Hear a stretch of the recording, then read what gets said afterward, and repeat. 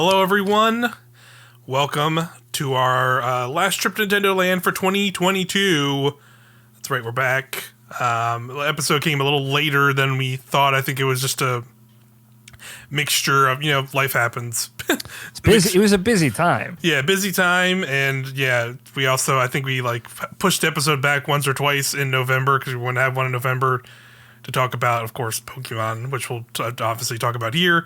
But I think it was also a thing of I think we hit a point and it's we're pretty close to the Game Awards, so I don't know, maybe something will get announced, and stuff did get announced technically, even though it's not some bombshell stuff. But we'll talk about all that here in the episode. Some news. I've been playing a lot of video games. A lot of games and stuff have come out. I kept my promise and did play a bunch of Sparks of Hope, which I'm really enjoying. So I'll talk about that some when we get to games. Mario Kart 8 Wave 3 DLC is out. It was announced and out since our last episode. I played a bunch of that. There's a few points you can go check out playing it. And obviously the big one, which we'll probably have an in-depth conversation about, Pokemon Scarlet and Violet released. Which we both finished. We both finished to completion and definitely have a lot of thoughts on that. Yes. Good and bad. But also, since it's kind of that time of the year, end of year video games, I thought it would be fun for this episode to kind of go back and maybe kind of do our a little makeshift game of the year for Nintendo Switch kind of stuff.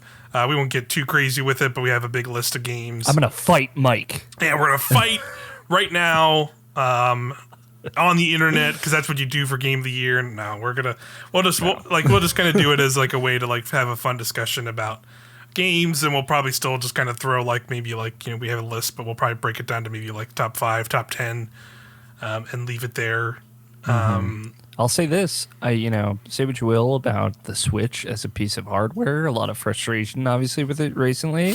Good year for the Nintendo Switch. Solid year of games to come out this year. I definitely think it is. I will say, not to spoil too much of that end of the year conversation, but I think next year is definitely poised to potentially be an even bigger year, which is kind of cool. Yeah. But even this year was still pretty solid. A lot of cool big games, but also a lot of cool indie stuff that hit the Switch and made it that much better. But first, before we get into all that stuff, let's talk about, there was some news bits and things that happened that we can talk about. Not too much, but stuff I think that's still worth talking about. Sure. The first thing is, like we said, the Game Awards did happen. The Keeleys, as they were. The Jeffies. Yeah, if you're really curious about us talking about other game stuff outside of Nintendo, you can go on youtube.com/irrationalpassions and see an archive stream of me and you reacting to that stuff. So if you want other takes about whatever other things that were there, you can go see that. But there was one announcement, bigger announcement for Nintendo, is a game reveal. We had a reveal of, I admittedly did not grab the full name, but I know it is Bayonetta Origins, Cereza something. Basically, it looks like it's kind of like this top-down kind of action game. It's very different from that standard Bayonetta that you would expect from the Bayonetta's games that have come already. But it's a top-down. It looks like it's kind of a prequel story where you play as Bayonetta before she was named Bayonetta, and maybe Cereza. She's Cereza, yeah. And Cereza appears in Bayonetta 1. You're right. And it's kind of a reveal at the end of the game that it's a younger version of Bayonetta from an alternate timeline. Yeah. Right? Who, slight spoilers, is the protagonist of Bayonetta 3, as it turns out, that version of Bayonetta. Okay. So this feels like maybe something that is setting up what happened after she gets sent back to her timeline in Bayonetta 1 and leading into Bayonetta 3. Got it. Interesting. Okay. Yeah, because definitely. I was curious about that, and I was assuming it tied into either 3 or at large, because it is coming pretty soon after that. March. March. Yeah, it's already March coming out. It looked cool. It had a cool art style, but I do not think I'm a big enough Bayonetta person. I still haven't even played 3. So I don't know if that would be something that I check out right away. But it's cool. It's cool that they're trying other stuff with that franchise, and kind of Yeah. maybe trying to expand it more, and outside of just being a character action game that we get Yeah. one of every so often, right? Like I think that's a cool way to do that. In a weird way, it reminds me of like that PS3 game Folklore. I don't know if you've ever heard of this. Yeah, I vaguely remember that. Yes. Where you kind of like summon spirits. It looks like the mechanical component is like Syriza is like using the spirits. She's not fighting herself, but she's summoning like all the different monsters Bayonetta can summon to fight for her, and you'll be getting more as the game goes on. Okay. So you're like using summons to solve puzzles and traverse and whatnot. But yeah, I don't know. It seems cool. I hope the people that like Bayonetta are into it. Obviously, the people that like Bayonetta are pretty all over the place about Bayonetta 3 as it is. So right, we'll see. Yeah, definitely like a interesting time for Bayonetta, good and bad. But hey, you're still getting games in the series. I think that's pretty cool. Yeah. But yeah, another news story that just happened like pretty much the same day we're recording this. So we got some breaking hot news, and while it's not necessarily directly Nintendo game related, I think it is still a pretty big news item. Like I think for the world of Nintendo, and that is Ash Ketchum, the protagonist of the Pokemon anime that for literally 25 years, I think, or more, is getting his closing act, as it were. And now we are going to be getting a new Pokemon animated series in, I think it's like spring of next year, that's going to have a brand new set of protagonists. They didn't go into super detail about like that stuff, but basically there's going to be like a final series that is basically, let me see, I have an article here from Rebecca Valentine of IGN. Shout out. She kind of did like a synopsis, so basically a breakdown of things. So this is basically the story here. I'll read some of it here. The Pokemon Company just announced its next Pokemon anime series, and for the first time in 25 years, the main anime storyline won't feature Ash and Pikachu. And the new series, which premieres in 2023, following Pokemon Ultimate Journeys, the series will instead start dual protagonists named Liko and Roy in the Japanese version, and we'll also see the feature the 3 Paldea starters, and there is like a little image here as well if you can see them. They have some really cute designs, and they're pretty fun. So what does that mean for Ash Ketchum? Well, our boy just recently finally did become a Pokemon master, as it were, in the anime. That finally did happen. But now there is going to be I think it's like 10 or 12 episode kind of final arc. What was the name of that? I think it's just called, was it just called Ultimate Journeys? Or I think it's something else. But basically there's going to be a final 12 series arc that is kind of going to be the kind of wrap up for Ash's storyline in the world of Pokemon, and then that's going to then lead into this new animated series with new protagonists, and presumably it's going to follow the Paldea Pokemon region. So yeah, that's quite a big deal, I think. Like just in the world of Pokemon, in the zeitgeist of culture, like it was pretty big bombshell, I feel like, especially today on Twitter, seeing like the reactions of a lot of people, and like even feeling that of like having this moment being like, oh yeah, like I remember. For a lot of people, including myself, probably the Pokemon anime was really the first introduction to Pokemon for a lot of people. And I remember, like, one morning waking up in, like, elementary school, and just, like, right before school, just seeing an episode of Pokemon when it premiered on WB, when they used to have set, like, morning cartoons or whatever. I remember seeing it premiered and, it blowing my mind. And, like, that was, I was... that was in the 90s, literally, like I said, 25 years ago. And he's still been at it, and that's still been that character. And it kind of is cool to see that Pokemon is really truly embracing this kind of transitional journey into like a new frontier in the anime, but also clearly in the games. These past couple games with Arceus and now Scarlet and Violet have like very much shifted a lot of the core Pokemon stuff, and now they are clearly taking that to heart, even with other parts of the franchise, and now we're seeing it in the anime with like new characters and probably a new, like, we'll see how that kind of goes. I'm really curious. I mean, I'll ask you, I don't really know much of your history with the Pokemon anime. Do you have any interest in that, or did you watch that growing up, or not really? Or Oh yeah, I was definitely very into it through Johto League, at the very least. yeah, And yeah, it's so cool. Like my exposure to Pokemon was like I even as a child slept all the time. So I would not wake up at 6 a.m. on a Saturday morning. Are you kidding me? So on Monday, like the day after Pokemon premiered, I remember like everyone talking about it and me having no idea. Like, oh man, like that was my first like learning about Saturday morning cartoons. And it was enough of a conversation of like, oh, I got to go watch this. And obviously reruns and stuff. And yeah, I mean, those first 2 episodes of Pokemon are like still, I think, legitimately incredible. And embody a lot of what makes Pokemon really great, which is like going on an adventure, like bonding with these creatures that become your friends. And, like it's funny with Ash, like we've literally just watched him lose over and over and over again for like 20 years. And he finally wins, and they do it in such a great way of like, it's Pikachu, it's Ash. It's like, what a lot of players experience, like your starter is your top Pokemon, your clutch, who you bring in for the big final fight against the champion. And, he's going against, in this tournament of champions, he's going against the champion, which was Leon from Sword and Shield.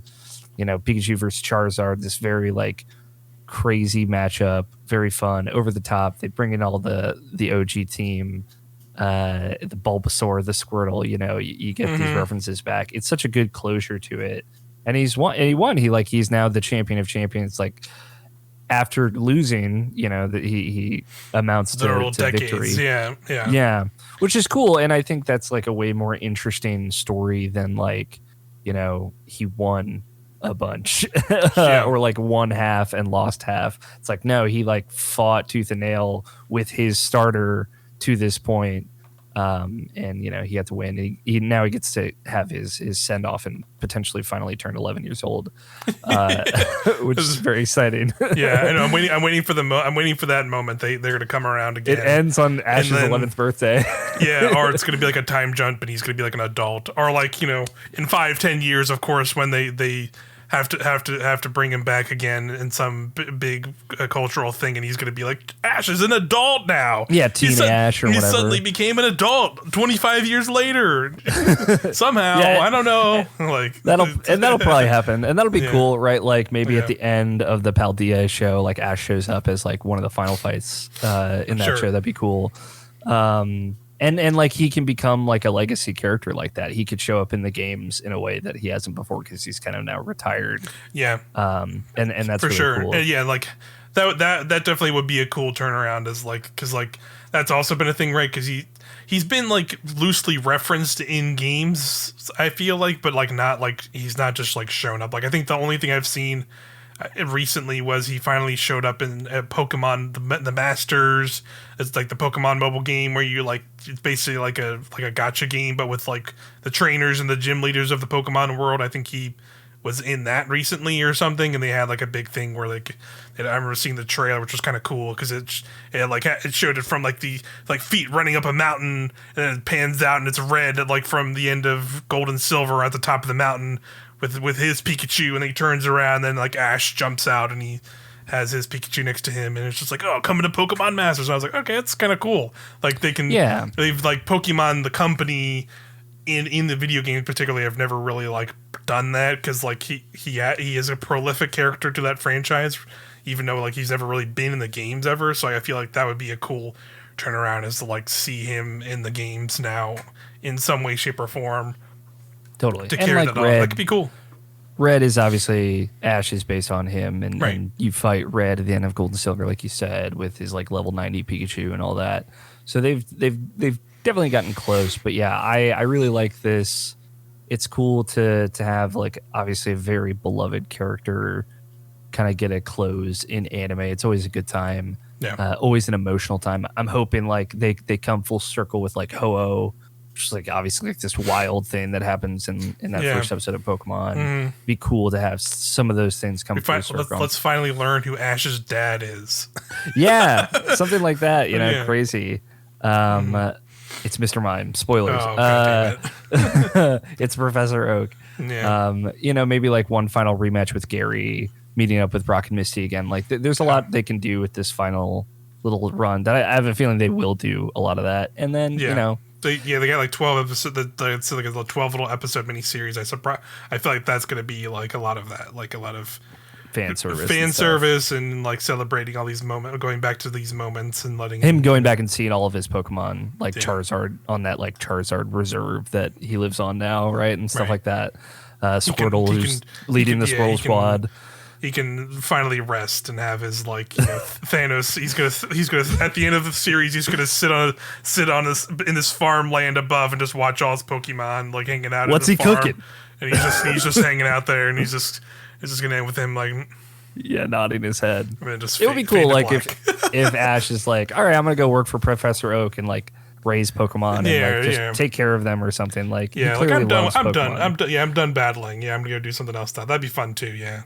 Yeah, and I love that. And I think, the Pokemon anime, like we just talked about, very defining for both of us. I think having that, the games have gotten very good, and we'll talk about Scarlet and Violet. Like, part of why I like that game so much, and when we talk about it later, is because it's like the most that it's felt like the anime in a lot of ways. So, like, the games are finally getting there. But, like, when you watch Pokemon for the first time, it's so different than playing like those original games of like, like they go past a river and there's just like a bunch of Goldeen and Magikarp in the river and there's Spearow flying over, and it's just like it feels like this rich world, and it just like makes Pokemon alive in a way that even stuff like Detective Pikachu and whatever is not ever gonna do in that nostalgic way. So having a fresh entry point with Paldea and new characters and stuff is a great idea, I think. Yeah, I'm definitely curious about that, like the new kind of a new beginning for that anime, and like I'm curious, like from looking at these two characters, like I feel like it'll still kind of be generally the same kind of tone because they're two young kids. And they're getting the starters, and they're just gonna have their own journey through Paldea. But I'm curious how they're gonna do with like dual, like, so it's like I'm guessing it's like maybe the girl here is gonna be the kind of more main protagonist now, and are they gonna like maybe change it up now, and maybe like when a new generation starts, maybe they'll just have new people come in and like the games do, and like that would be a cool way to do it as well. Definitely curious how that stuff is going to go. It's like an interesting change, obviously, from 25 years of just having Ash going to new places and kind of starting over. Now we're seeing like a different starting over point. That's kind of cool in a way. But yeah, we'll see how that evolves through the rest of this year. I'm curious to see all that stuff. Actually, a little bit of this happened at the TGA, but we did get some more Mario movie stuff going on. We had another bigger trailer that dropped since our last episode, because we had like the actual premiere, but then we had like a more proper trailer which showed off Donkey Kong a little bit finally, which was cool. We showed off we had some footage at the Game Awards as well that was like Keegan-Michael Key. That was really great. I don't know, we both watched that. That was phenomenal, like just hearing all of the music interludes from Mario games, like actually made in these four orchestral and just like blended so well into these scenes in this movie. And it's just like, okay, yeah, like as soon as I saw that, like heard and saw those sequences, I was like, yeah, these people know what they're doing. Like it was reassuring very much to see that stuff. Like I want to throw out shout outs, a channel definitely gets lots of love, but New Rockstars does breakdown videos where they like find Easter eggs for like superhero movies and like some big other pop culture stuff like Star Wars. And they've been doing breakdowns for the Mario movie. They don't normally do video game stuff, but they've started to a little bit. And they did a great breakdown for all the trailers, but that Game Awards clip like has some of the wildest specific references. Like there's like a pink toad that walks by early on, and Keegan-Michael Key's toad says her name, and her name is like the name of a bar singer who's in the docks in the first Paper Mario. It's like the only time that name's ever appeared as a toad, and she was also like a pink toad. It's amazing. Like, man, like the level of detail of like how deep they're digging for some of these references and character names and stuff is like pitch perfect. Absolutely what I love. And the fact that like a lot of it is Mario RPG stuff gives me a lot of faith for characterizations of like Toad and Bowser and stuff. I'm really stoked. Yeah, that's awesome to hear. Yeah, everything. Yeah, I'm still excited for that movie. But yeah, it looks better every time I see it, which is wild. For sure. It still looks consistently very fun and enjoyable, and I'm looking forward to that. But yeah, that was like a fun scene. For sure. So I definitely recommend checking out that like clip from the TGAs because it's really cool. Yeah. And making Peach not damsel in distress for this. Yeah, and she has a freaking battle axe. It's pretty cool. And like her being a part of that adventure, they're doing a lot of smart stuff with this movie that I'm very happy with. Yeah. I'm really looking forward to it as well. Really good stuff. Another weird news story. I never thought this would be something that would cross over Nintendo, but here we are. We can't escape the Microsoft Xbox and Sony PlayStation debacle with Activision Blizzard and this thing trying to go through. But in these kind of battles that have been going on, clearly this was a move in that direction. But this is I have this article from Kotaku. Sorry, the cover image is very good. Yes, I grabbed this link, but did not recognize what the actual image was, and that is phenomenal. But I have this Kotaku article from Luke Plunkett. I'll just read the headline: Microsoft announces Blizzard a bizarre pledge to bring Call of Duty to Nintendo consoles. It's a 10-year commitment that also includes continued support on Steam as well. That's kind of the little subline he had there. So yeah, basically, Phil Spencer came to Twitter. This is about a week ago or so, roughly about that, and basically says Microsoft has entered into a 10-year commitment to bring Call of Duty to Nintendo following the merger of Microsoft and Activision Blizzard King. Microsoft is committed to help bringing more games to more people however they choose to play. And then he has a follow-up tweet saying they're also committed to that with Steam as well. Oh boy, I can't wait to play Call of Duty, I guess Warzone or whatever on Switch. Not really. This is obviously a play just that, Microsoft is still trying to get this deal to go through, right? And they're getting into real legal waters, and it looks like they're actually going to get into an actual court fight over this. They're going down to the bitter end. And it seems like this is just like a card to play so they can look good for this deal to go through and be like, look, these big gaming companies are cool with this. Look, Nintendo's cool with it. We're putting Call of Duty there. They're gonna be fine with it. Come on. That's pretty much ultimately what this feels like, right? Throw money at the problem until it's solved type of deal. Yeah. Which is kind of what Microsoft was doing, trying to buy Activision Blizzard in the first place. It's like, much like many people who legitimately care about the games industry, I am somewhere between big business gets bigger and that's bad, and potentially this could clean up and revitalize and make the working environment of all these Activision Blizzard employees much healthier. So it's damned if you do, damned if you don't, because Lord knows it's not gonna get better if Microsoft doesn't buy them. But also if Microsoft does buy them, there are genuine concerns with a company being this big in video games, essentially bullying their way into owning a bigger chunk of the space. So I don't know. This is like one of many very weird things that Microsoft is trying to do. Ultimately, it'll probably happen because money talks. Yeah. More than anything. But just the amount of like hypocrisy being thrown from Sony and Microsoft on all sides of this, especially around Call of Duty, which is just it's just a bummer that like that is now the touchstone for anyone who doesn't know video games. Like it's like Mario and Call of Duty is like that's it. And it's a bummer because like I wish it big military propaganda game with guns was not like the touchstone for video games, but it is. Yeah, for sure. It's wild. And like at the end of the day, like sure, like there might be a very small fraction of people who will end up wanting to have some kind of Call of Duty like experience on Switch, and they also say Nintendo in general, because obviously that's 10 years. I would very much hope that within the next 10 years we will have another new Nintendo console, right? So please. But yeah, so it's like you said, it's just all about the money. It's about them trying to look good to this thing that's happening. They're trying to make a look good in this legal battle, rather than just no one actually cares that Call of Duty is going to be on a Nintendo Switch. Yeah, exactly. Maybe maybe that'll lead to some other fun stuff from them. Like granted, like a lot of Blizzard stuff that makes sense on Switch is there. Like Overwatch 2 is already there.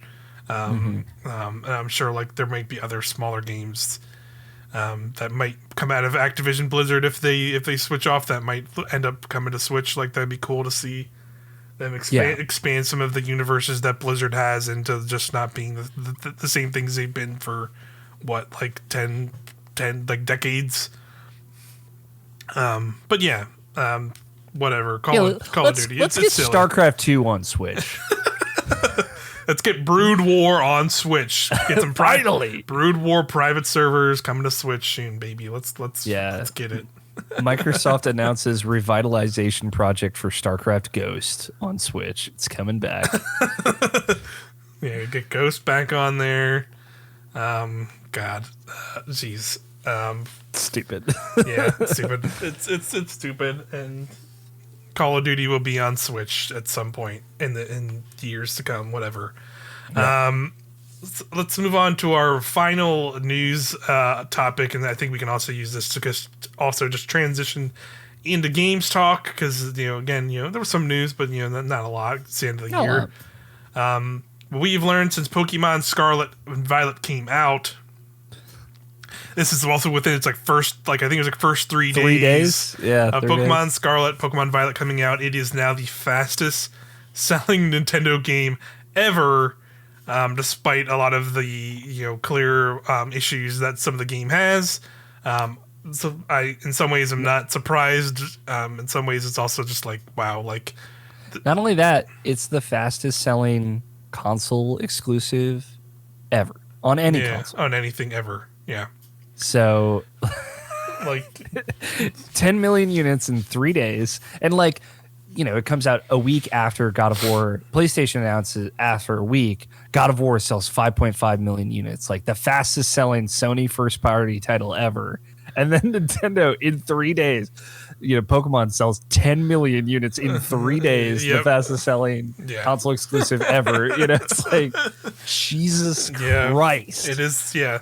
It just they feel like that franchise still feels like unstoppable. Nintendo feels weird unstoppable. Like I know we obviously have talked about it with our my frustrations with like Switch as a console and like lagging behind other hardware and software, but like why and how would they really stop now when they're still making money like this, right? Like they can just keep doing what they're doing with all this stuff.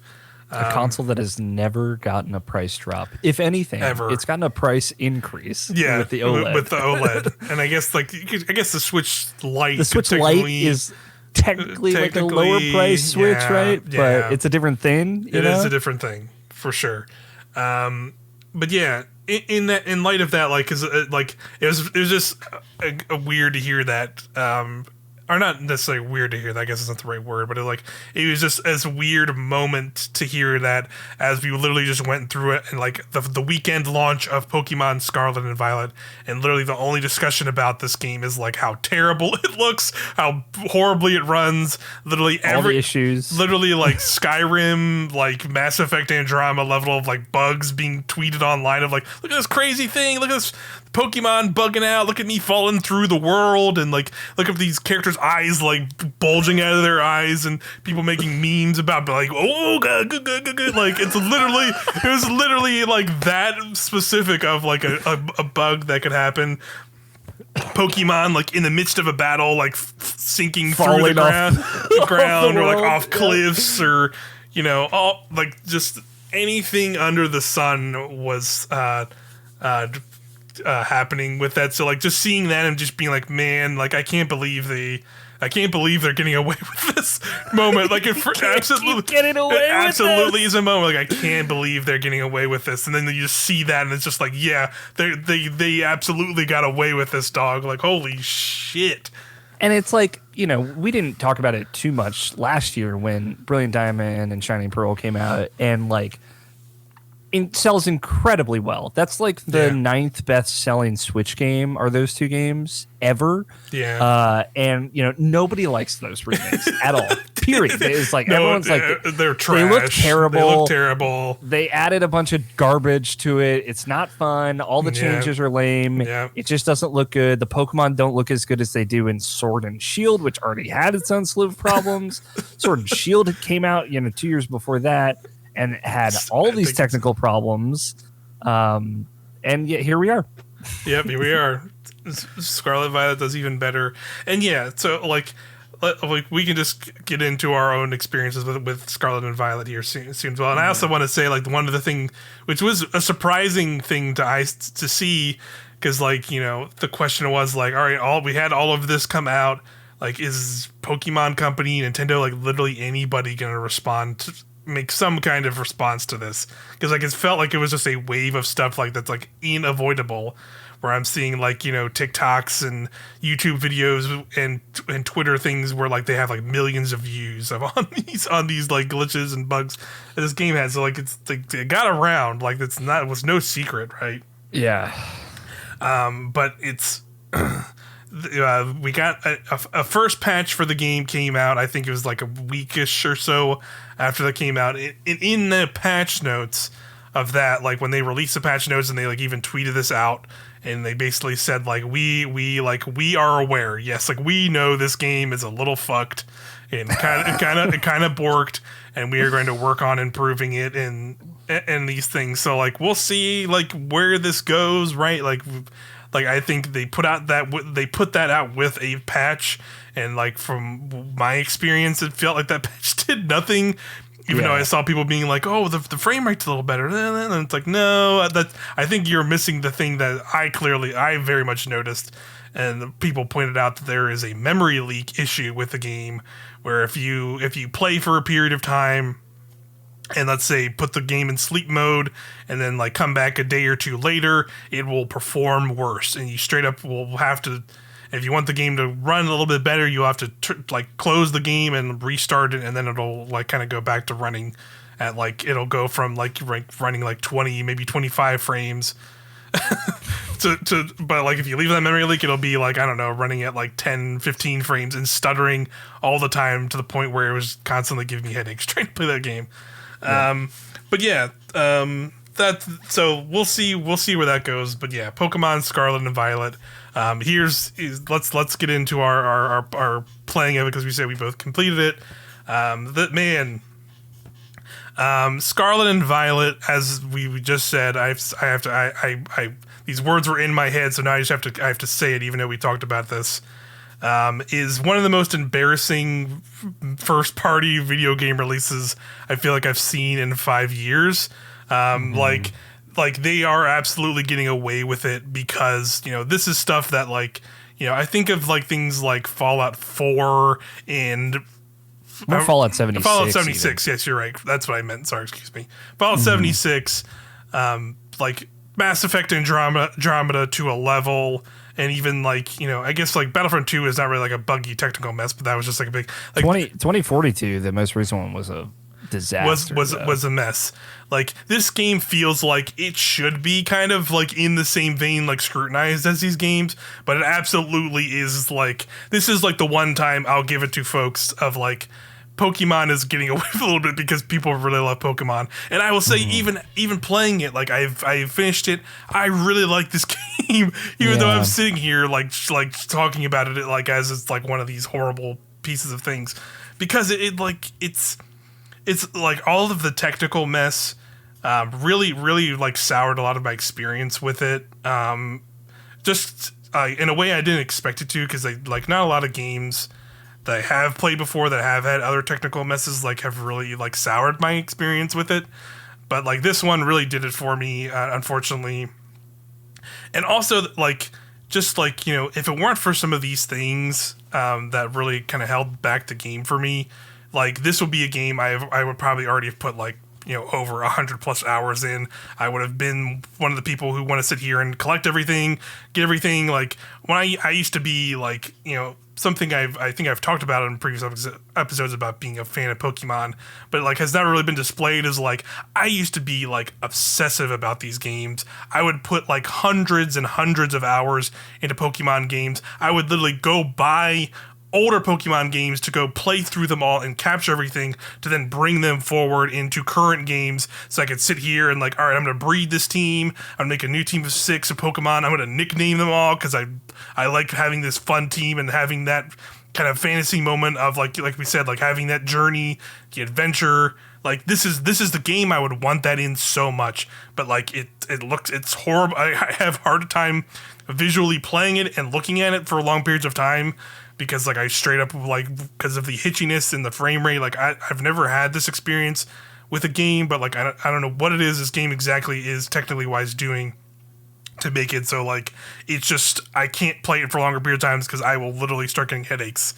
There's things like just like the constant like having this years of Pokemon games that, and clearly this game is like a factor of Game Freak trying to expand, but not changing their methodology of how they develop these games, right? Like they try and do them on this yearly cadence, and it just does not work with the scale they're doing it anymore. Because like some of the micro problems that also add up in this game have been existing in Pokemon games for like years.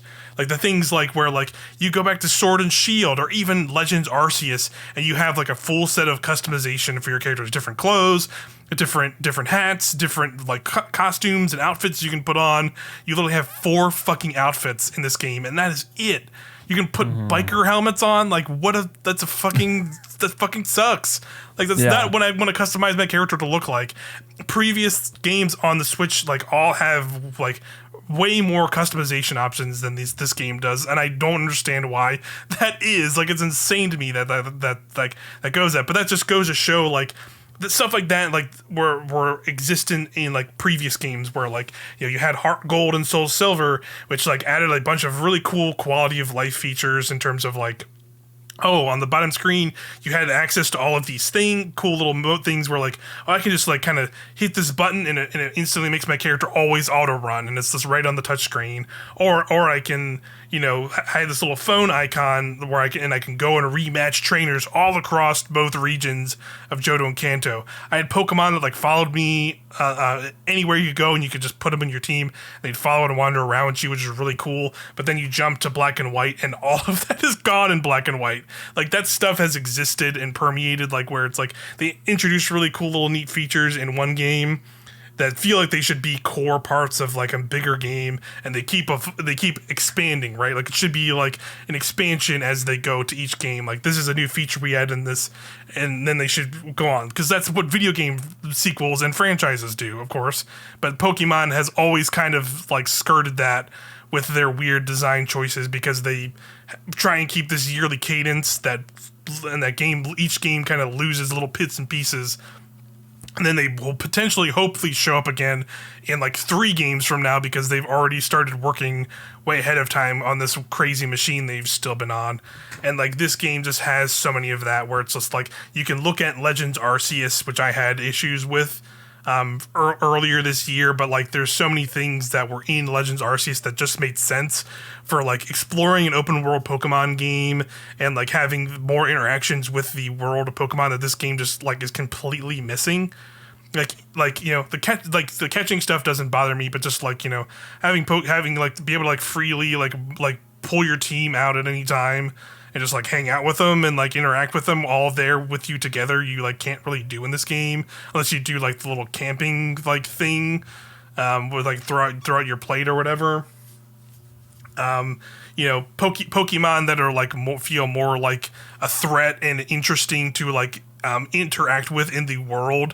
Like I think there are tons of cool moments in this game. Obviously, like you said, like having this moment where you're like, oh, I go up to a river and there's a bunch of Pokemon swimming down it, or oh, look at this like big field and there's Tauros running across it. Oh shit, they see me, they're gonna fucking come at me. Like I think that feels a lot less interesting here because there is one they dramatically increase the amount of Pokemon that are like in areas sometimes, which I think is like obviously cool in the sense that like I'm catching and battling and training, but like it feels like when I'm just in this field and it's like there's like 40 Tauros and like one of them and they're like weirdly freaking out, or they're like moving at like five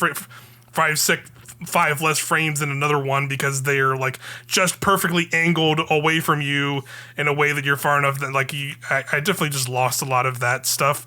And I think like something I really liked in Arceus is like Pokemon could attack you and stuff, like, and I don't necessarily really need that experience, but the idea of like having Pokemon that were like bigger threats in specific areas, where like this area, like in a lot of areas in Scarlet and Violet, it feels like it's like, all right, this is just the area where I catch this Pokemon, particular kind of Pokemon, and like this are these like maybe a few different types. Where like at least in Arceus, like there definitely was that still. But sometimes you go in an area where it's like, all right, here's like a bunch of weasels hanging out together, and then but also now there's just a giant version of a float soul that's like its evolution and has like big red eyes and it's imposing and like a higher level than any of the Pokemon in that area. That is like a little bit more of a clear threat in this particular area, and it makes like navigating the world a little bit more interesting. Where I feel like in this game, it was just kind of like, all right, these Pokemon are just kind of here. And like, oh yeah, cool, it's like new Pokemon. I'm going to go see these new Pokemon. Like, that's fun. But I think I missed a lot. I was kind of surprised at how much I missed something like that in Arceus.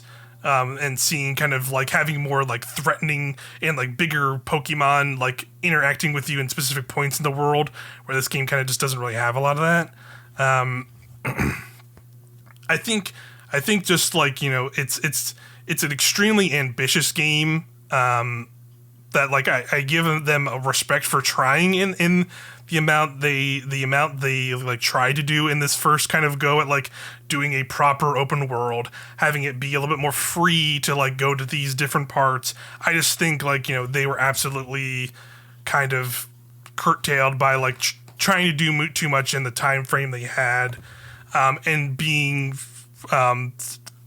beholden to these formats of how they're supposed to release these games on these cycles, like just kind of really showed in this game in a way that's like they can't release another game like this again. And I think they at least know that and are like cognizant of it, but like they need to start showing that. Like they need to, I think Pokemon Company now really does have to show like, all right, we're changing it up and we need to figure this out. Like we can't like release another Pokemon game at the end of next year and it be kind of this middling, like kind of crappy looking world and like that looks not really that great and performs not great. Like the Switch is not the issue anymore with these games, in my opinion. Like I will not sit here and just be like, well, you know, if it's on powerful stuff, it would be like, obviously it would in some respects, but at the same time, like there are plenty of open world games that look way better, run way better, and perform way better than like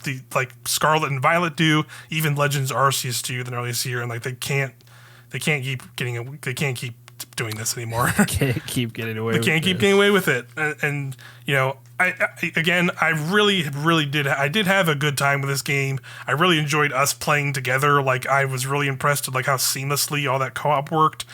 But I just think like, man, it's just they really needed to like they really should have just tried to figure out or like given this game more time to really work on this stuff, because it's such a disappointing experience for me overall still, as much as I did like it. But Yeah. Very understandable, I think. We talk about 10 million units sold, right? And the thing is, like, obviously we're in our circle of people who talk about video games and people who cover video games. And I think there's a lot of either it's a gradation of kind of what you're feeling, Mike, to like just really liking it and enjoying it. But boy, I like wonder what all those, Billy Blue Jeans kids getting Pokemon on Christmas who are just not in all of that think. Like, because, when I played Superman 64 when I was a kid, I knew that shit was bad. Right. Yeah. I was like, I mean, this is like the one game I got for this month from Blockbuster, but boy, howdy, I am just gonna deal with it, right? Yeah. So like, I do wonder, we won't know for a little while, but I wonder what the ramifications on the average Pokemon consumer is going to be, which we might not know for like 5-6 months, maybe even longer, maybe not until the next one comes out. Right. But I do definitely think there is a subsect of people that buy Pokemon every time it comes out, and that's all they play, and they're going to walk away from this one being like, boy, it was like, I imagine a similar scale of like, it was really cool, but, really rough. Yeah. Or like, it was so rough that I just didn't want to play anymore. Yeah. And I am curious what the breakdown is going to be. For me, I also finished it. I'm like 65, 70 hours played on it, which is a lot. Especially for me, we talked about Sword and Shield when that came out a few years ago on Nintendoland, and I liked that game quite a bit, but I didn't necessarily do anything after you finish the game. Yeah. But yeah, I like just fell totally in love with this game. I'm part of the problem. It's me. I'm the people that are letting them get away with it, right? Like, I went through a lot of different things of the first 8 hours I spent in this game was like just literally me. After you do the intro stuff, going to like the starter area and like trying to catch the weird rarest Pokemon there and being like obsessed with that, which is not something I normally do. Yeah. And then just like really having like a rough time for those first 15 hours. And then after that, just like totally getting immersed in it. And I really like leaned into the different format of it. The first thing I did was I went to every Pokemon Center on the map, and like people say that like you can't get around or like there are blockades and stuff. I got around all of them. I cheesed everything around it, got to every single place in the map, unlocked like every fast travel point I could get to first, like with like level 15 Pokemon, just running past everything, running away from every fight, just exploring the world because I just wanted to. I'm like, again, leaning hard into the don't do this the way you've ever played a different Pokemon game. I did all the Titans first, and like the last one is like level 56, and I've got like level 35 Pokemon just like throwing their corpses against the Titans, unlocking all the traversal abilities, and then just doing whatever I want. I found like, especially by the end of it, like the thing that I have realized that I really don't care about in Pokemon games is surprisingly fighting other trainers. I skipped almost every optional trainer battle. Don't care. Just fought random Pokemon. Like I'm taking my level 30 squad against just wherever the level 50 Pokemon are. And I just thought that was really cool. I really loved that freedom and doing like all the hardest gyms first against like 45, 50, and 60 Pokemon, and then working my way down to the easier gyms, just doing everything out of order, all out of whack, finding crazy Pokemon, catching like a level 50 Dratini while I have 2 gym badges, so it's like not going to listen to me, but like throwing it in my box, knowing that I'm going to pull it out as soon as I have like 6 badges or whatever, which I did, and like all that stuff really worked for me. I'm like not normally a open world video game player, but those ones that break the formats, I think, really appeal to me, like Elden Ring, like this, like Breath of the Wild, things like that. I was really into that. I was really into this feeling, this freedom of writing my own Pokemon story in a way that I just haven't before. I have not gotten this into a Pokemon game since I played White, or Black and White and Black and White 2, which I've gone on record saying those are my favorite Pokemon games, at least before this. You know, like this could be one of, if not my favorite Pokemon games. And I am as surprised by that information as anyone else.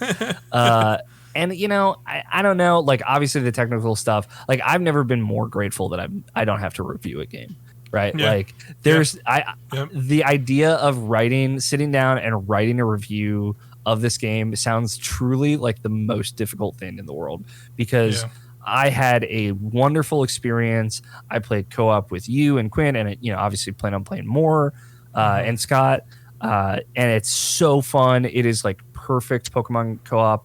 The only thing like I wish you could do is just like throw your Pokemon at each other and fight like right there on the street. It's like the only thing you can't do. But even then, like it's pretty easy to like go in the menu and like set up a battle really quick, or set up a trade really quick.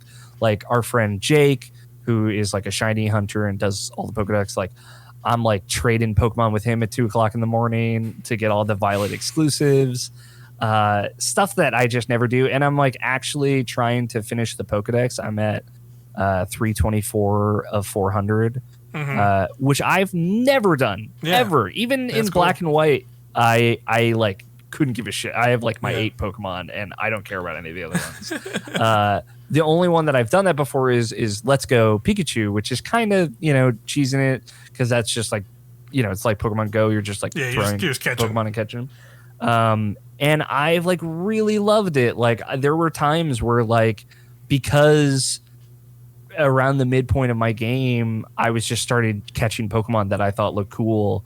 There were times where I was like, you know, like I'm up in a tough battle. Like, let me go into my box and see what I have. And like having the right Pokemon for the right situation, and being like, oh, like, you know, this is what like having a big arsenal of Pokemon can do for you.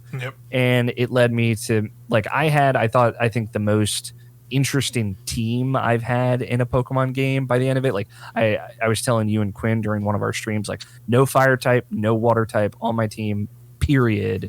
And making that work, right? Like using ground and rock type against fire type Pokemon that I'm fighting instead of water type, or using like flying or bug type against psychic and stuff, like all these different things that in different matchups that like the wider array of really interesting Pokemon really allows for. And I love like so much of the new Pokemon in this game. That really worked for me. Without getting like too into spoilers, right? The last 3 hours of this game were like perfect for me. I kind of, you know, and again, it has all the problems. Like all the problems didn't go away for this stuff, but just I was drawn into it in a way that I haven't been before. And I don't know if it's because like I play a lot of PS3 games still to this day. I play a lot of like old PS1 games still to this day, like a lot of rough games that don't feel great or don't look great. So like a lot of the stuff about it doesn't bother me. Like the Pokemon look good, the characters in my opinion look the best of any characters, and they just like have the most merciless attack on your idea of the gender spectrum in this game. And I love that. That's true. That really appeals to me, how diverse and like cool and non-binary a lot of the characters end up being. And to me that like is part of Pokemon culture, like the queerness of it, and just all of that worked for me. You know, the whole ending, the music is incredible in this game. Like it's probably my favorite Pokemon soundtrack.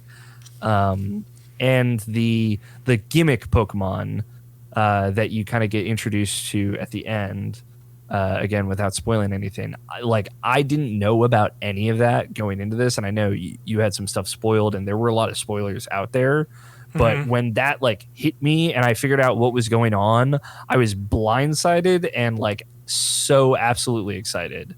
And that like was just another tick. So like I walked into this game thinking, okay, I'm going to catch like a squad, level up my starter to its third evolution, play for 8 hours, and then probably never play it again.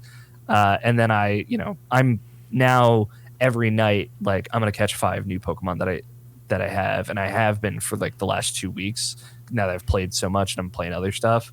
And a new Destiny season started.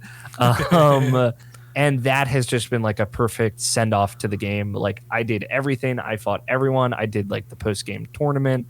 I did raid battles and like I caught like the special Charizard that they did raid. I've been running like a bunch of raids, all this stuff that I like ignored in Sword and Shield because it was too tedious. Like all of the quality of life stuff that they've done with that has worked for me, has gotten me. They fucking got me. I'm the problem. Oh yeah.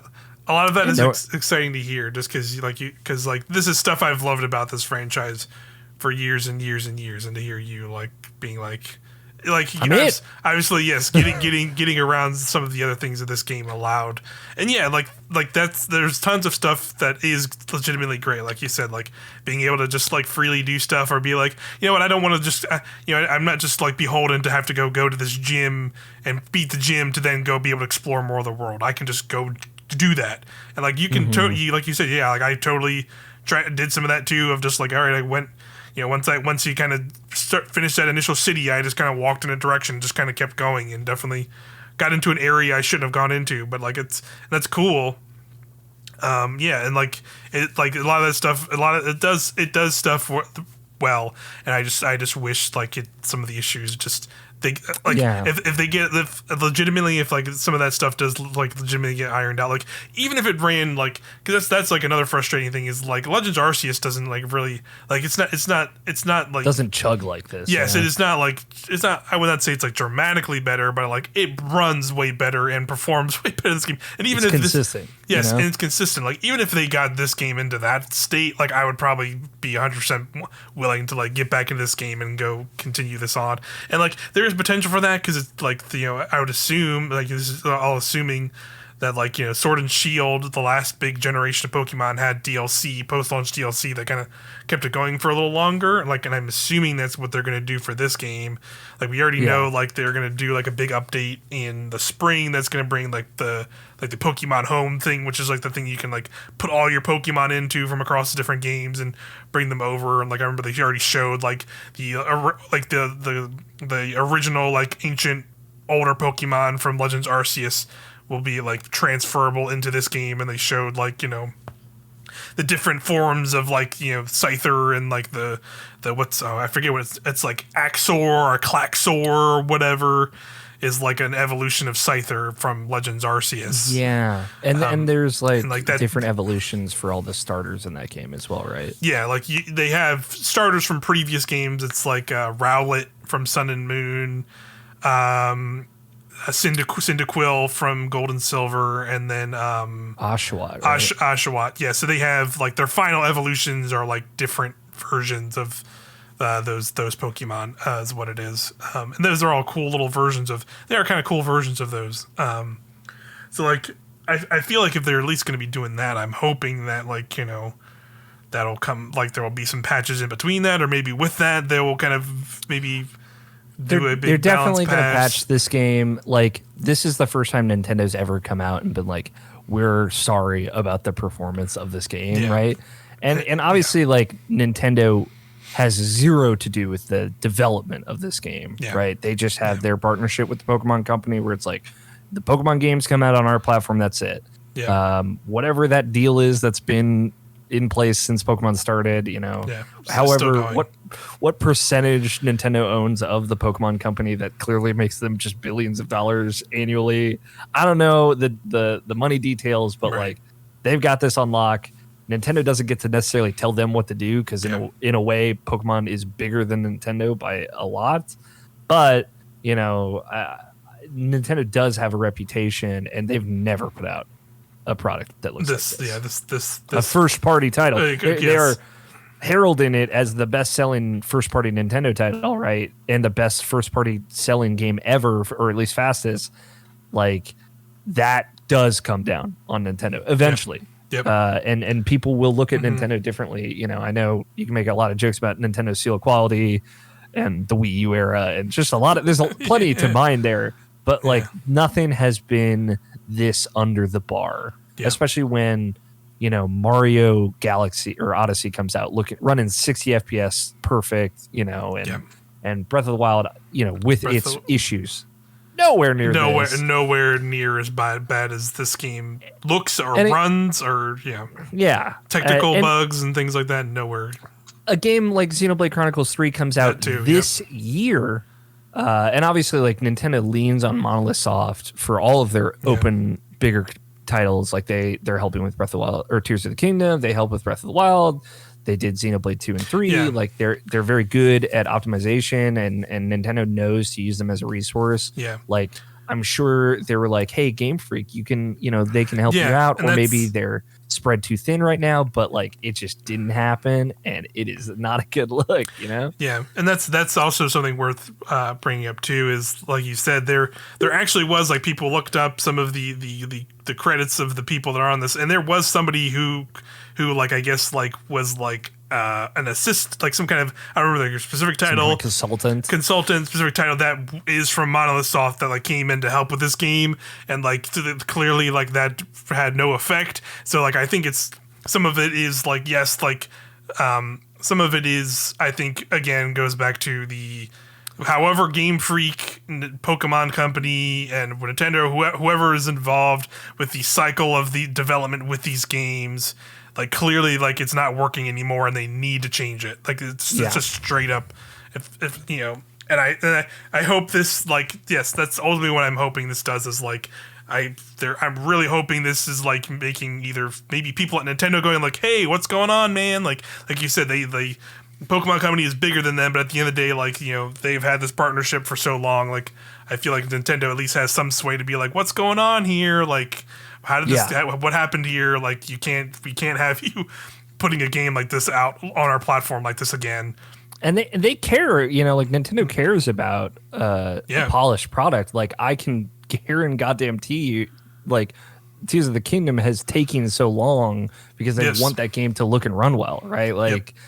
And Nintendo and Pokemon doesn't have the luxury. Like we talked a lot about, like, can you delay a Pokemon game because the machine, the you know, merchandise, the anime, the, like, that whole announcement of Ash like retiring and this new stuff, like that probably needed to happen and needed to come out, and this game needs to be done, and these new Pokemon need to be available for the public to know about. Like, they need to you can't have this anime cycle. They have to have this whole slate of trading cards that have all the Pokemon arts, and people can go buy them. Like they need to be on this machine.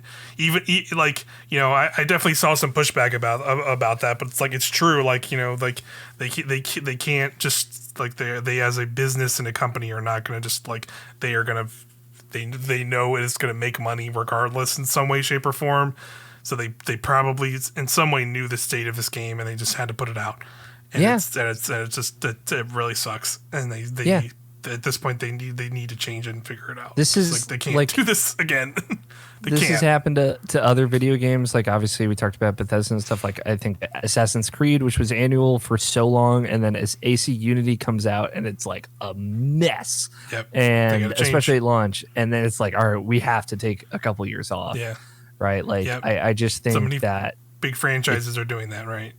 It took a while for Nintendo to get there because their games weren't HD for a long time, and a lot of them were handheld, and you had like a nice split. Like, if it was smaller game, easier to manage on a handheld or something. But now that it's like, it's caught up, you know, we're at that point where we gotta slow. They need to figure it out. Stuff down. Game Freak has been able to slide by making literally DS and 3DS and handheld games for like decades, and now they need to make modern console games. Like, they can't, like, they are trying, I think they are catching up, but like very clearly at a very slow place, and they clearly were not truly ready for this transition. And they truly need to figure it out. But yeah, We can go on for Pokemon forever, but yeah, I think we definitely said all we wanted to say. I'm hopeful for the future for a game. Like again, like we said, there's still a lot of things I liked about the game, but I just kind of hope they actually do figure it out and make this a better game than it should have been at launch. Yeah. For a positive note to end on, what's your favorite, or give me one of your favorite of the new Pokemon? Favorite of the new Pokemon? Oh, there's a couple. Yeah, it's quite a few. Yeah.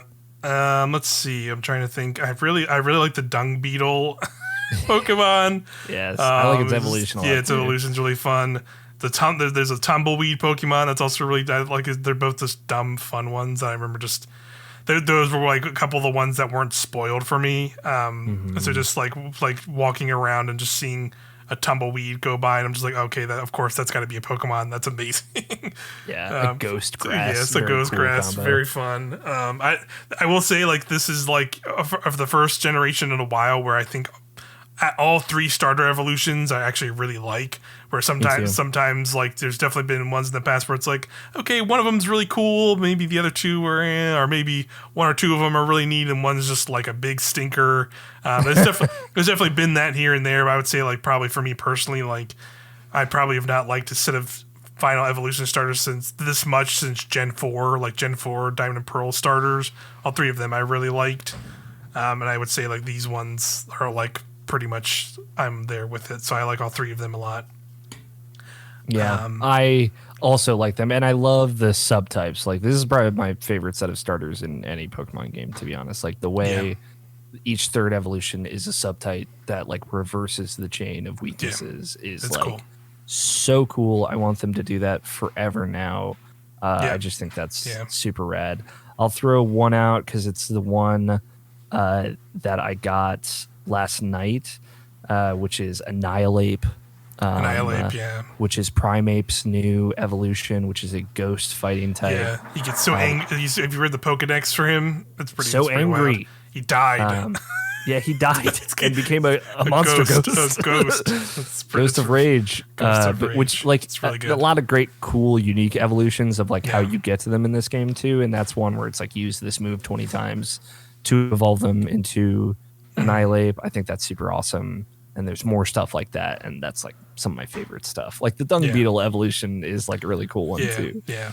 They've had a handful of those across the gens, and those are always, you're right, those are always really fun. But they use them to good effect in like the new kind of setup for how the world is in that. But yeah, Pokemon Scarlet and Violet, great, but great but not great but disappointing at the same time. So let's get into other games we've been playing. Where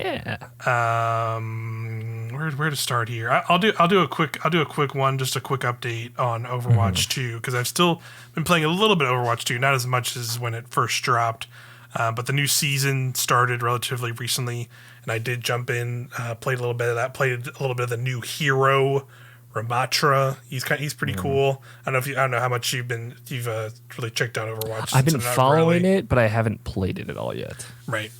He's pretty cool. Like his whole thing is he has like a dual form where he like switches forms.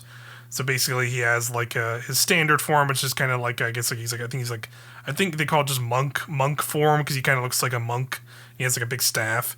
That form when he's in kind of reminds me of Orisa. But Orisa, how she was like in the first game, where she had kind of like her like kind of bolt shots that are kind of like, they're a little longer range, so you kind of wanted to like you could use it like kind of like poke at enemies from further away a little bit. Is how I use that. Like his staff attack feels much more like that, and then he has like a barrier he can summon, and so it's pretty much just like how she felt like how she was originally. But the other big thing he can do is then he goes into his nemesis form, where he straight up just looks like a big JoJo like anime character. Like he gets like big mech arms that come out, and he's literally in this crossed armed like in the middle of it, and basically it's like a limited time form, but he gets like a crazy like health and like armor boost, and then he's straight up just like punching, and he shoots out these like big blasts from his fists, and they actually like pierce through like shields and stuff. So like if Reinhardt has his shield up, you can just like burst it and then just like sit there and just punch him in the face, and it's he's pretty fun. His ultimate, he basically goes into that form and he like makes like a big field around him that is like life draining for people that are in it. And as long as those people are in that field, he will not lose his super essentially. So like it basically has a timer on it, but as long as people are in that field and like getting drained, that timer stops. So you can just like literally just like be a big tank menace and like just, like drain all these people. And I've definitely seen a lot.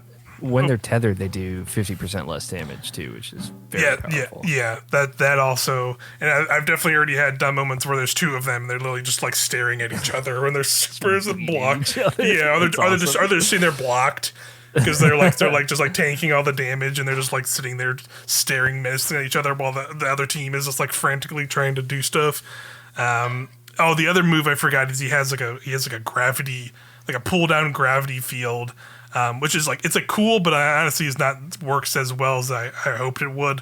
Where like he basically like shoots out a little field, and if like somebody's in the air, they'll get like pulled down to the ground. But there is like a height limit even on that. So like it's like some characters like Pharah or even Mercy can just get like way up super high and are a pain in the ass to try and shoot out of the air. But they can get high enough to just be over that, and it doesn't even affect them. So it's like, well, okay, well, I feel like the characters that should have been used on like they can just like get out of it so easily. A lot of like the fast characters, because it slows them like when they're in it too, like your movement speed. There's a lot of characters that can just like blink right out of it. Like Tracer can just like oh whatever and just teleport out of it, or Sojourner can just kind of slide out of it. So it's not the greatest move, but it's like a cool concept. He's really fun. There was a new map. Actually, I haven't get to play the new map, but I know it's like one of the defend a payload and like take it through the like it's like a monk monastery kind of level like there was in the first game, but it's like a newer one. I will say I shilled out for you can hate me more for giving Blizzard money because I did buy some skins because there's some cool skins. They did like because like the first season they did like a themed like set where like the first season was like cyberpunk, so you had like the cyber Genji. This time they're doing like Greek like Zeus like gods. And so, like, there's in the battle pass at the end, like they have like that like kind of skin you can kind of like change the parts of. So that's Junk Queen as Zeus, and she has like golden electric hair, and her big hammer is like all like big axe is all like lightninged up and stuff.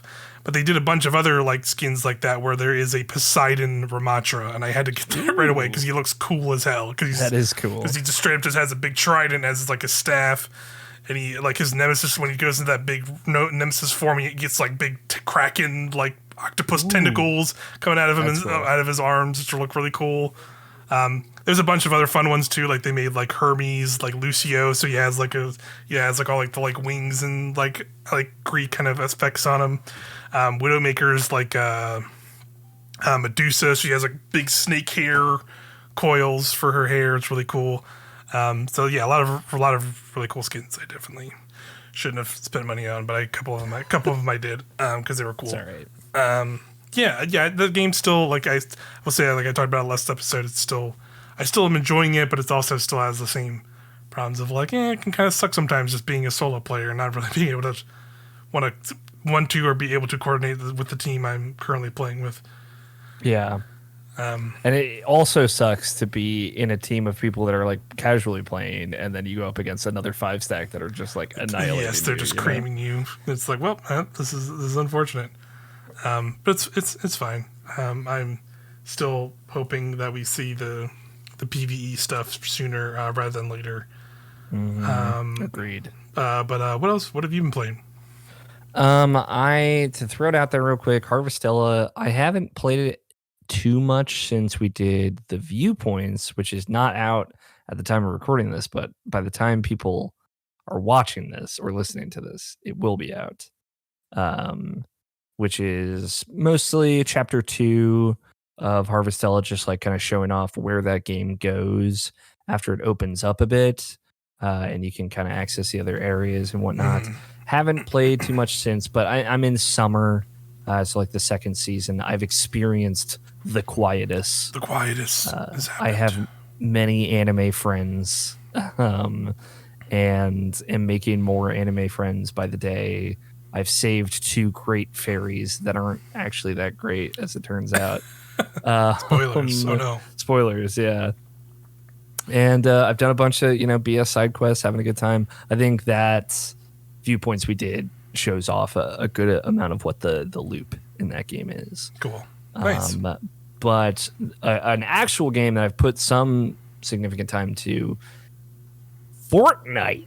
Oh, snap. Let me tell you about Fortnite. Been getting into it? Let's hear it. I wouldn't say I'm getting into it, but Fortnite Chapter 4? I think that's the one. That sounds right. That sounds right. Just dropped, and they updated the game to Unreal Engine 5.1, specifically on Series X and PS5, and obviously PC. Which adds Lumen, which is like this Unreal Engine kind of take on ray tracing. The fancy light stuff. And I wanted to see it, right? And I like the new map a lot, from the trailer they showed. It's like very medieval and fantasy. Like there's like little wood cabin villages and like there's a big castle. And then you also have like kind of like a Doom 2016 style, like sci-fi base.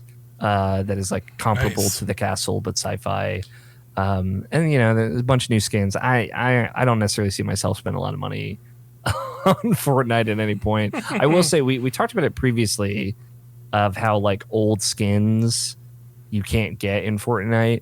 They do put old skins from previous seasons up for sale in the shop that like change every week. So like some of those things that were exclusive and happened, there are opportunities to get them again. Like I saw the Terminator and like Sarah Connor things come up there. They're still in there. That's cool. Yeah. So you're not gonna go buy the My Hero Academia skins that just dropped. The anime skins have like this weird they're a little look to them. There is. Yeah, I always kind of thought that too. Their like faces are just like a slightly like elongated. Their bodies are because they're clearly like fitting like the whatever like the Fortnite models are rigged to. Like to kind of you fit can into get that. Hulk. And Hulk is just like squatting all the time, basically. Of course, yeah. So he's like within, and when he's on a motorcycle, he's just like this little thing. But yeah, like my roommate, who is like, I wouldn't call him a casual video game player, but like he's the type of person that plays like 3 things, and he just gets very into those 3 things. Yeah. And we haven't had like a game to play together since we beat Elden Ring together. So it's like, hey, like, I know you don't like this, but like, let's give it a shot. And together we've like just get on a dirt bike and ride around and shoot things and have silly amounts of fun. Yeah. Nice. And that's been a good time. Like, he wants to play more games with me, but we don't necessarily know what to play. So it's like, this is like, we play 2 rounds of Fortnite. That's like 35 minutes and we have a good time and it's silly. And that's been fun. So I'm gonna hopefully try and play with more people. It's just really pretty. I really like this new map and the fantasy vibe to it. It's still Fortnite, so it's fine. Still does Fortnite, yeah. But I like some of the newest things that they've added. Like the motorcycles are really fun. You can do like flips and tricks on them and get extra points. There's like a gravity hammer thing where you can like, if you're sprinting and you hit with the hammer, you can actually use it to like launch yourself forward as like a movement skill, but it's also a weapon. They have like a shield keg, so you can like throw down a field that like regens your shield for you and all your allies around you, which is cool. So you can like throw that down in a firefight and then hunker down and do stuff. So there's more interesting stuff in it. And I know they've had like the web shooters and like gimmick items before, but like those didn't necessarily appeal to me. But now that I've gotten to play some of it and contextualized it, there's some cool stuff in there. Obviously, Fortnite's always been like good. People wouldn't play it if it wasn't actually good on some level. It's just not. I'm like, I had my fun with battle royales and then kind of got out. Now it's like, all right, if I have a friend to play with, I'll where we drop in fam, I'll drop in. Have a good time and get out. Let's do a griddy on somebody's corpse. Yeah, I gotta unlock some dances because I want to griddy on some fools. Yeah, I know, right? All Might doing the griddy. You sent that in our group chat earlier today, and I'll never be the same. Yeah, never be the same. So yeah, that's always been that's because like again I watch a lot of giant bomb content in like this past year. Like it was more the fact that I feel like obviously Fortnite's always been a thing, but it was more the year of like Dan Reichert discovering like the absurdity of Fortnite. So like that's now the key thing of just like, oh, they put some cool wacky character in. Now let's see him do a Griddy. Here it comes. Here comes the Griddy. Yeah, like as soon as one skin comes, it's like time till Griddy. Seeing the character do the Griddy. TTG. Yeah, time. Big yeah, important TTG, factor. Time to Griddy. Again, time to kill doesn't matter anymore. TTK doesn't matter anymore. TTG is the important thing. That's I feel like that's other than Destiny, which is still not on Switch, so we can't talk about it. Yeah, we can't talk about it. Maybe we should talk about that in some other form that's similar to this one day. Yeah. Who knows? I got a couple. I just got two more things before we get into our Switch Goaty chats. So I'll just shout it out this one quick before I talk about another one. This is the Mario Kart 8 Wave 3 DLC came out. I haven't even played this yet. I'm like so yet. Pissed at myself that I haven't. Definitely... That's how busy I've been. Like, you could go to our YouTube channel and our website and see that I've been doing a lot of other stuff. It's been a busy time because we usually also stream it, and that was like one of those things where it's like I still want to stream it probably with us all the playing Game it. Awards that day that it came out, which we did, and then we've been doing our Pokemon stuff. Yeah, it's just been busy. But I did sit down with Quinn. And we did a viewpoint, so you can go watch a viewpoints of me and him checking out the 8 tracks. Then we also checked out the other cool free update that the game got, which added custom items, a custom item option. I don't know if you saw it. I think I posted in our Slack, so you saw it. But basically now in the game, if you do like a versus race, or even in like some online racing modes, you can set an option that just says custom items. And then once you set that, then it'll take you to a menu that is straight up just like the Super Smash Brothers style menu where you can turn off any items, you can turn off all the items, and when you do that, it'll make it so it's only mushrooms. That's like it'll always have at least one item on, but you can turn off like stuff like you can turn the coin off and never see coins pop up randomly in your items again if you want that. You can do it to all bombs, which I think you could do before, to be fair, but like you can do like all blue shells or all lightnings or all boxes or whatever. Like you can just set it to any and all. Like, and there was all kinds of absurdity. We did that at the end to test it out, and we did an all bullet bill race on Baby Park, and it was stupid because you're just watching. This is really entertaining, even just to look at the map, and you just see little bullet bills just like zooming around everywhere. And then because you're all bullets, it's like super fast. So it was probably like one of the fastest Baby Parks I think I've ever seen, where it was like less than like a minute before we were like done the race. That's awesome. Yeah, but it's really silly. But obviously they also, that was a free update for anybody, but also the DLC dropped alongside that. And man, again, I think as each wave of DLC has come out, they've just gotten better and better, and that's the case with these. I think at least with this one, I think they truly have hit the mark of where I want to see the rest of this DLC go, and where I think even some of the previous DLCs should have been closer to. Where one, they like visually look really, really nice. I think they've all looked nice, but I think like these in particular look really good. They brought in Rainbow Road 3DS, and holy crap, that is honestly that is almost in some ways one of the best looking tracks in the game now. Just like in some ways, like it's really cool. I'm so happy that track is in the game because it's always such a cool concept for Rainbow Road, where you're literally driving through like a galaxy and you're racing on a ring of a planet, you're racing on the moon, all kinds of stuff. It's really cool. A bunch of other tracks that are really fun. They brought back Boo Lake, so it's like a ghost pier map. They finally got that in Mario Kart 8. That's like a remake of the Game Boy track. And it's basically now where it's like, you kind of start on the pier and then it actually goes underwater. That whole section is actually anti-grav in the Mario Kart 8 version. So you're like racing underwater on this like broken pier with boos are everywhere, and you're kind of racing in anti-grav. It's really fun. Maple Treeway is here from the Wii version. That was like a big fan favorite track from the Wii version. That was actually a surprise because, again, I think I talked about one of the previous episodes with the DLC. There was a data mine.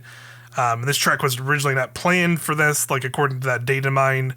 They had swapped it out at some point, and now it is this. Originally, it's supposed to be like a GameCube. I think it's supposed to be Waluigi Stadium from the GameCube. It was supposed to be in this pack apparently originally, but now they switched it to Maple Tree Way, which was in that leak, but it was supposed to be in a later wave. So like people are thinking they're just like swapping around the tracks for whatever reason, maybe to like elude the data mines or whatever.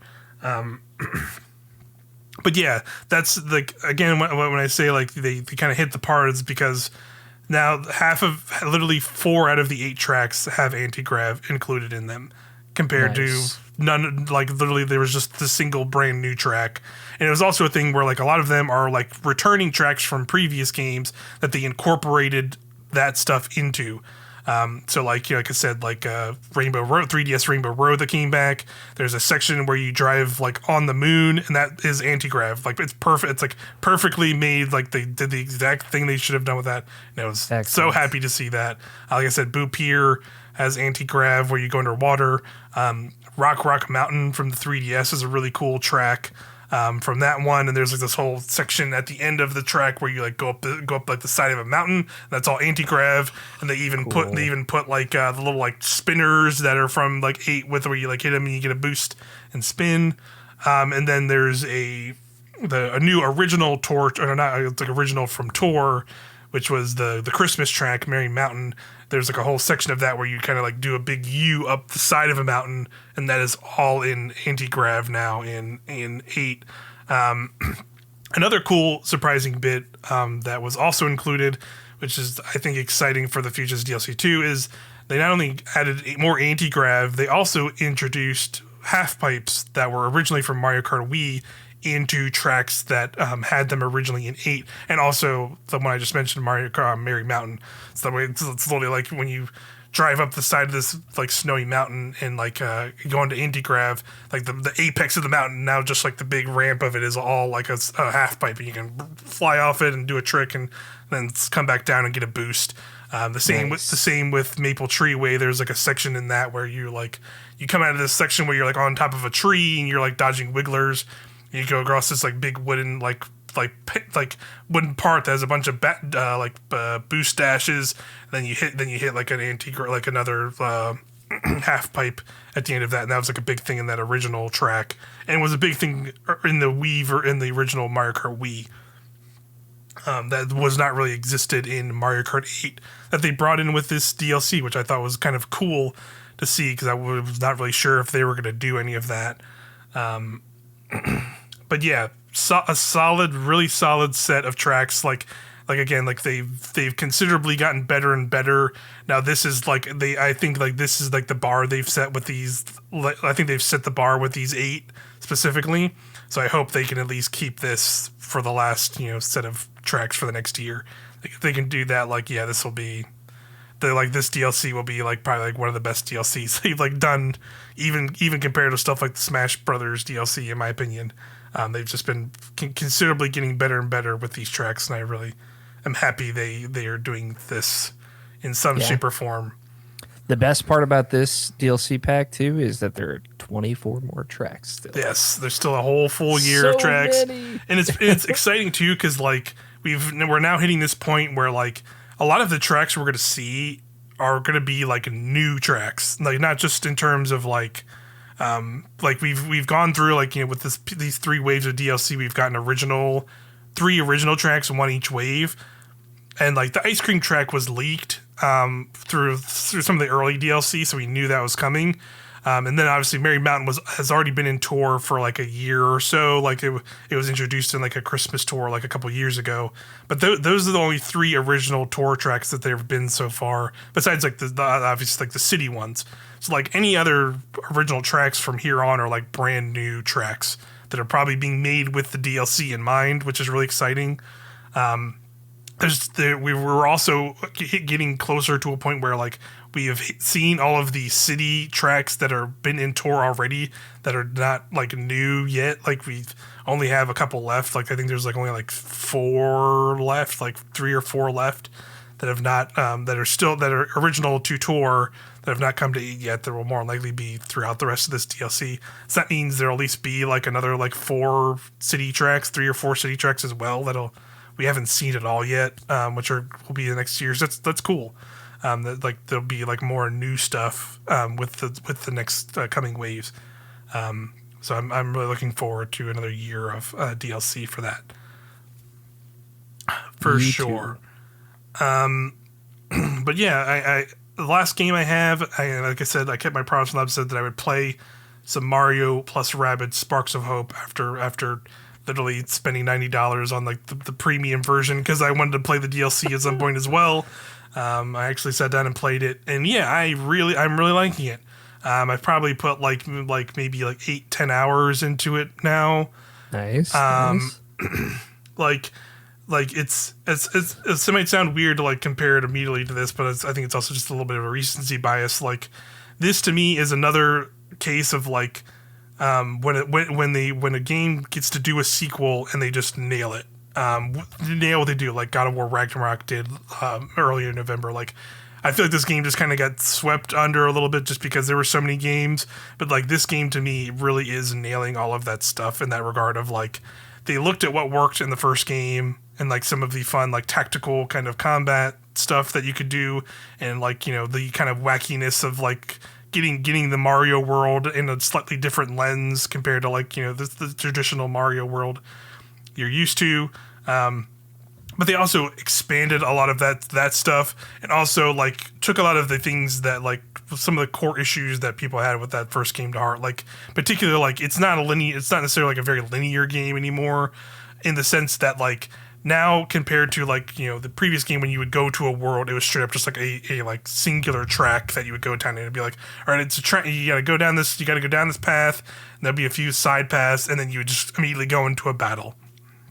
And then you do that battle, and you would go down a similar path, and like that was like that game to a T for like 4 or 5 worlds for like pretty much the whole game. So it definitely wore out after a certain point. Where this game is now just like each world I've been to so far is like basically like its own little hub world. You basically like I went to a beach. Like the first zone you go to is like this beach kind of area.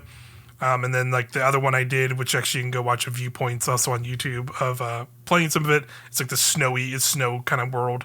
And basically they're like free. You can free roam around this world. It's not like a linear path. It's like this big open area. You can pull up a map and like see like little side objectives and side quest things to do. But you can also do your main objective, and you can kind of do that stuff as you're in the world. All of the battles are not like the battles now are like you can kind of start them yourselves or avoid them because they're straight up just like in the hub world. There'll be like enemies just like wandering around, and you have to like run into them more like a JRPG, like a traditional like turn-based game to like initiate a battle. And that really works. I think it works much better than that previous game did. There's a lot more going on in like the actual like main like combat stuff too.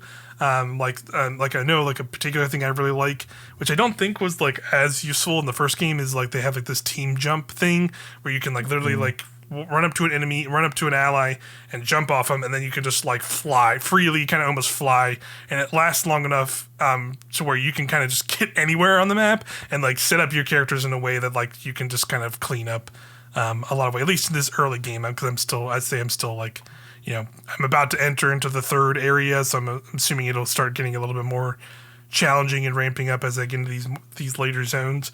There's a lot of stuff like that. There's, you know, the big thing I was bummed about was like there's not enough like Mario enemies incorporated into like your like what you're fighting, and they definitely at least so far have included more of that in that way of like they are now like Goombas who will like show up on the battlefield. They're bomb-ombs, and you can actually use the bomb-ombs like for good and bad, where like when you're running around the arena, you can do like you have like a free dash attack, which I think was in the first game too. And you do like you can basically when you see a bomb now you can kind of use that free dash to hit it. And when you do that, it'll then set it into like a ticking bomb mode where it's about to explode. You can actually pick it up in that free mode and then just chuck it at an enemy all simultaneously. Like that's just like a free move essentially you can do. And like an AOE, basically. And it's super fun. There's like tons of stuff like that, like they've kind of streamlined in that regard. And like another big thing was like I think in the first game you always had to have Mario on your team, and you couldn't have like a set of like 3 characters. This game you can just freely like you can straight just remove Mario at the start of the game from your team and just have like 3 Rabbids or like like Luigi and Peach and whoever else, you know. So that's I think that's like a fun way, and it adds like a fun dynamic of like, if you want to find like a cool like custom trio of characters that work really well together, you have that. The other big thing about the big change are obviously the sparks, like sparks of hope in the name. They are the straight up. They make this joke. They are the rabid lumas. They call them, like, they straight make a joke of like, oh look, you're rabid lumas, right? And then they go, no, we're sparks. We are the sparks. And like, wait, no, you're not rabid lumas. What's going on? Sparks? And it's like, so their whole thing is like they basically become like you can equip them to your party members essentially, and they all have various effects and different things, and you're collecting them through like some of them you'll just get like playing through the main quest, but some of them you'll have to do some of those optional objective quests or like find them in those little hub worlds to do that. So I found like a bunch of random ones. Kind of the starting one you get, which is just like a standard like, hey, you have like an AoE burst, and like in that burst you'll buff all your allies to do more damage for like a turn or two. But then there's other more advanced ones I'm starting to get where one's like straight up it makes the person who has it turn invisible for like 3 turns, so they can just run around freely invisible to like do what you need to do if you have that. Infiltrator Luigi. You know what I mean? I straight up have that on Luigi and just turn him invisible and just perch him up because he has a bow and arrow, and he's like a sniper class, and he's like can just murk fools. It's really good. There's tons of like the standard like elemental effects of like, hey, you can put fire damage or like wind or ice damage on this attack, and like enemies will have like weaknesses or ineffectiveness towards those different things, and those have effects on the battlefield. Like if you set somebody on fire, it's similar in the first game where you like set them on fire, they'll like burn, and then they'll go crazy like they're on fire and run around the battlefield, and if they run into other people that'll set them on fire. Or if you use wind, it'll push them. So sometimes you can push enemies out of bounds, and they'll just like fall off the stages with the wind abilities and stuff. So like they just kind of incorporated a lot more of that stuff through the sparks, and they have their own things where you can level them up. There's a extra skill tree you can unlock per character that is like specifically related to sparks, so you can upgrade the spark like the overall things the sparks can do on this particular character. So there's a lot of cool like customizations stuff in that sense that I really like. That's cool. Yeah, so like they really made a lot of smart changes and updates to the game that I really like. Even simple things just like you can fully heal yourself anytime out of battle, which was not a thing in the previous game, which sounds weird. There's like there's like a shop now, so you can go to a shop and like buy items, and those items have different effects. So you can buy POW blocks and use them like a similar AoE attack. There's straight up an item that's it's called like a booster, and it just straight up lets you move again right after you move, as long as you have like a free use of an item. So tons of cool little extra additions to like mix up that like kind of core battle stuff.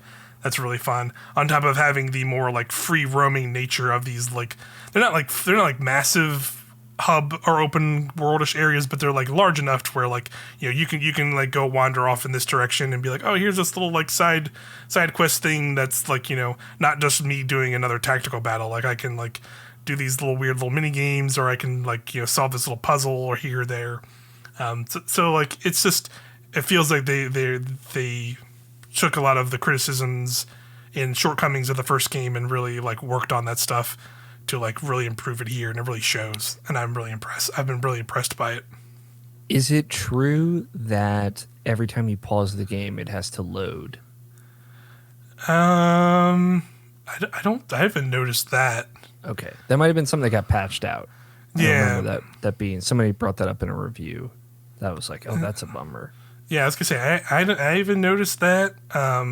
That's maybe I feel like you would have noticed. So I think it might have gotten patched. It could be referencing something else where like traveling, like there's like some travel, like obviously when you like travel around and stuff and like fast travel stuff, like you will do some loading and stuff. But I've not really noticed too many issues with like the loading stuff personally. I also, while talking about loading, just because it popped into my head, the Pokemon Scarlet and Violet has absolutely no right having as quick loading times as it does. I have no idea how they managed that. Yeah. I know. I'm sorry, Mike. I didn't mean to bring it back up. No, you're right. No. Another thing I should mention about this game, though, which is It has voice acting. Oh. I should say the Mario characters make like the same, like, you go play like a spin-off Mario game and it's like the same Mario voice you've heard since like the GameCube. Those are all still the same, like, more or less. But like the little, like, if you remember, like from the first game, there's like the little like Roomba, like robot looking guy that follows you around. Like he is that is now fully voiced. Like he has like a little British accent. And he will like talk in cutscenes and everything, like in little scenes and stuff. All of the Rabbid characters that like join up on your team, they don't have full voice acting, but they will like say, like, if you're in like a little like speech bubble like sequence, they will say like the first line or two of like the sentence, and they also have like little quips and battles and stuff. So like Rabbid Peach will just be like, stream on, and like she'll like streamer modes go, like she'll straight up just say that at the start of battle. It's like, oh boy, okay, sure, whatever. I hear Rabbid Mario understood the assignment. Yeah, he is straight up just like, yeah, he's a better fake New York accent than Chris Pratt, at least I'll say that. He's pretty good. I will say the most recent character I got, I guess like a little bit of spoilers, you get this character at the end of the second world. You get Rabbid Rosalina, and she's pretty fun because she's very much like a teenage girl, like, oh, whatever, like just like very like, like, I don't want to listen to you, I guess I got to do this, whatever. Like, it's embracing the hair swoop. Yeah, I love it. Yeah, it's pretty good. Yeah, like that actually is pretty funny. And then there's like the edge, like they showed in the market, there's the edgelordy character who is straight up just like, his name is straight up just Edge, and he has like a big, sword, and he's one of the characters you get. He's what you would expect, where he's just, bring it on, nothing personal. Like, it's very much like in that vein. It's fine. It's not like horrible, but it was definitely like a jarring thing when I just remember when I first started that game, and all of a sudden these rabbits are like talking in this robot. I'm just like, oh, okay, this is a thing now. Holy shit! All right, that is weird. That's cool though. Yeah. I'm very pleasantly surprised by this game overall. There is a possibility that in a post Mario movie world, we will get a voice acted Mario game. I'm not necessarily saying by the actors from the movie, right? But Mario will more properly after talk in the a video seal game. has broken, like, it's true. Or at least like maybe not Mario himself, but maybe like these side characters, like maybe like Luigi or Peach and like a Toad or something will like they have like a more acting role in that. That would be interesting. Again, in that, now this is not you bringing it up. Another thing now that I have to rant about is Pokemon needs to get their shit together and like put voice acting in those games. I was going to bring this up too, but I chose not to. Like, I swear to God, you that are was absolutely right. That they did the fucking thing they got roasted for again in Scarlet and Violet, where they had a gym leader that was all about putting on a musical act, and it has no voice acting, not even like it's like special music or anything going on. It's just like the most flat thing ever, and it's just like, why did you do this again? Like, why did you do this? You can't keep getting Stop it. Watching this like, old black lady rapper Queen Latifah, like, who's a cool character idea. It's a really cool character as a gym leader, but you're just like, you're just like watching her like do like a bunch of rap, and like, this could have been so much cooler voice box, and like she's just standing next to like one of the most generic looking NPC models in like a game I've ever seen, and you're just like, come on, man. Yeah. Well, this is like the multi-billion dollar the multi-billion dollar company made this MP3 like moment. Just like, they have like cutscenes that have like full timing for voice acting. Yes, totally silent. Yep. So weird. They did like a lot of that in Sword and Shield too, and it's just like, why? Yeah, Stop it. It doesn't. They do it in. I think there's a little bit of that in Legends Arceus too, and you're just like, stop. Yeah, you're not gonna put voice acting in this fucking game. You have game. An anime. Like, you've done. I know you can do this. You can afford some voice actors. God damn it! Like, come on. But anyway, another Pokemon rant aside. Mario plus Rabbids is super fun. I'm definitely gonna keep playing that. I'm pleasantly surprised. Good to hear. By it. But yeah, let's get into our ending bit. Like we said, we were gonna do our Switch Game of the Year, We have we have Yeah. a list here. We'll probably boil it down to our top 10. I'll quickly list off the games we have listed, and then we can kind of pick and choose maybe ones we can drop and maybe ones we just want to put here just to kind of talk about and just want to shout out because it's the end of the year. But let's go through it. Pokemon Legends Arceus, Chocobo GP, Kirby and the Forgotten Land, Demon Turf, Nobody Saves the World, Soundfall, Soldiers, Monster Hunter Rise Sunbreak, that's the DLC, Mario Strikers Battle League, Fire Emblem Three Hopes, TMNT Shredder's Revenge, Klonoa Fantasy Reverie Series, Xenoblade Chronicles 3, Frogun, Tinykin, Splatoon 3, Shovel Knight Dig, Little Noah Scion of Paradise, Tunic, Overwatch 2, Mario plus Rabbids Sparks of Hope, Persona 5 on Switch, Cult of the Lamb, Bayonetta 3, Sonic Frontiers, Rogue Legacy 2, and Pokemon Scarlet and Violet. And allegedly, Sports Story. Allegedly, that hasn't come out Story. Yeah. They said December, but Yeah, they said 2022, but hey man, maybe it's just okay if you still gonna work on it. just take some time. It's fine. You can throw it out in February, March. You're fine. Well, maybe that is a lot of games. Maybe that's a little busy, but I don't know. But yeah, let's go through. Is there anything here that maybe you want to talk about, and then we can drop it? Because I think ultimately we do want to get to that top 10 at least, right? I feel like it'd be easier to just pick out the things that we know for sure are going to be in that. Okay, sure. Like Kirby for sure. Yeah, Kirby for sure. Kirby's great. Here, I'll underline it. Monster Hunter Rise, I think for sure. At least for me. Mm-hmm. Splatoon 3 for sure.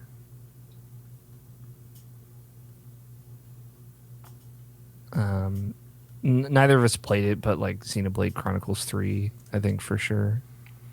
I'd rather it be stuff we at least played. Yeah, that's fair. So I feel like it was just. I feel like there's definitely a few of these that I think we didn't play that we can at least shout out and say hey, they were big releases.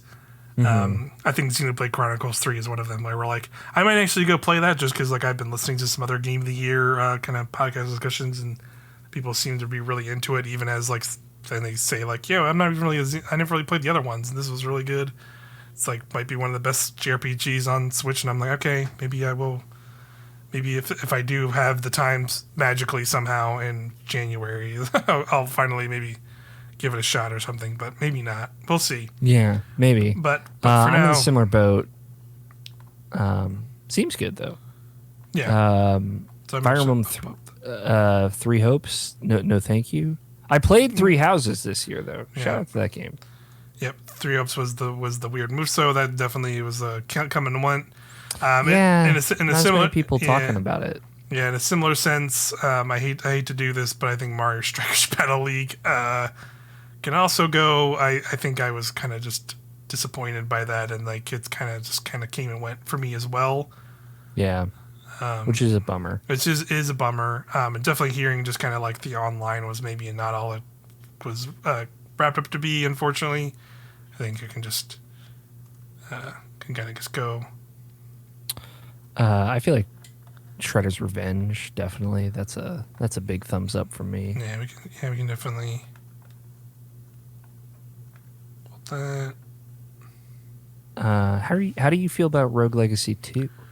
Rogue Legacy 2, I wouldn't be against that. Just because I admittedly have not played as much of that as I would have liked, but I definitely want to get back to it. But we can build it. I'm gonna do one or two myself here, and I'm gonna do. Tell me your stuff. I definitely want to do Tinykin. Yeah, I figured. Tinykin. I gotta play that game. I have it on my Xbox. I just gotta play it. It's phenomenal. Tinykin.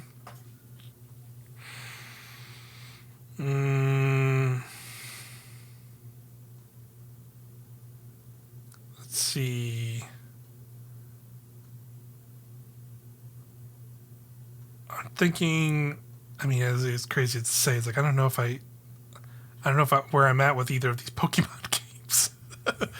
I would put I- Scarlet and Violet on there. Yeah, potentially. But I understand. Yeah, Just like 1, 2, 3. it's definitely one of the most interesting games I played this year. Like as a Pokemon game, it is very different and does a lot of different cool stuff. Okay, that gets points for me. sure. But I get it. Hey, it's divisive. We'll hold it for now because we're at about 6. That'd be 7. Okay. Right there. I want to do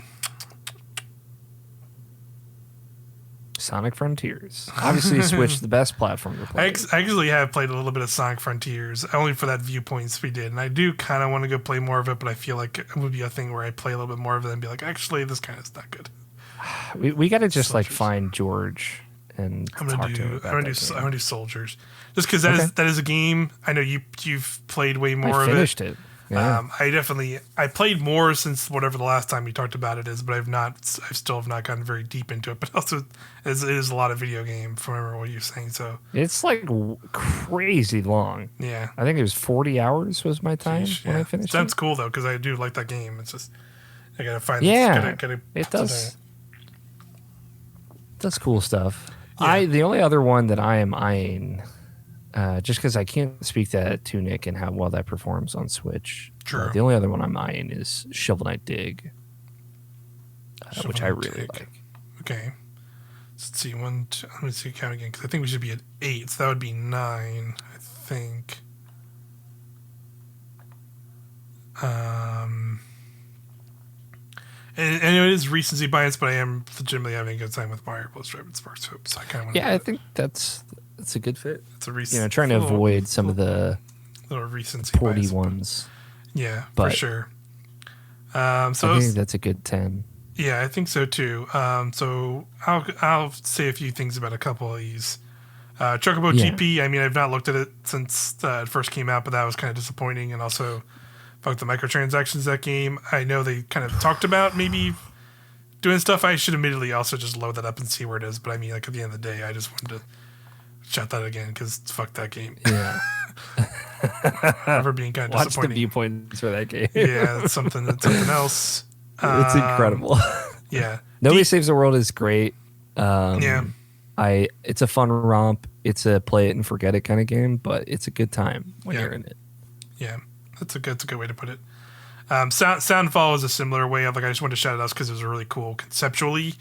Because it's basically it's like a rhythm kind of dungeon crawler game that like builds the levels around the music that you're using. We did viewpoints of this.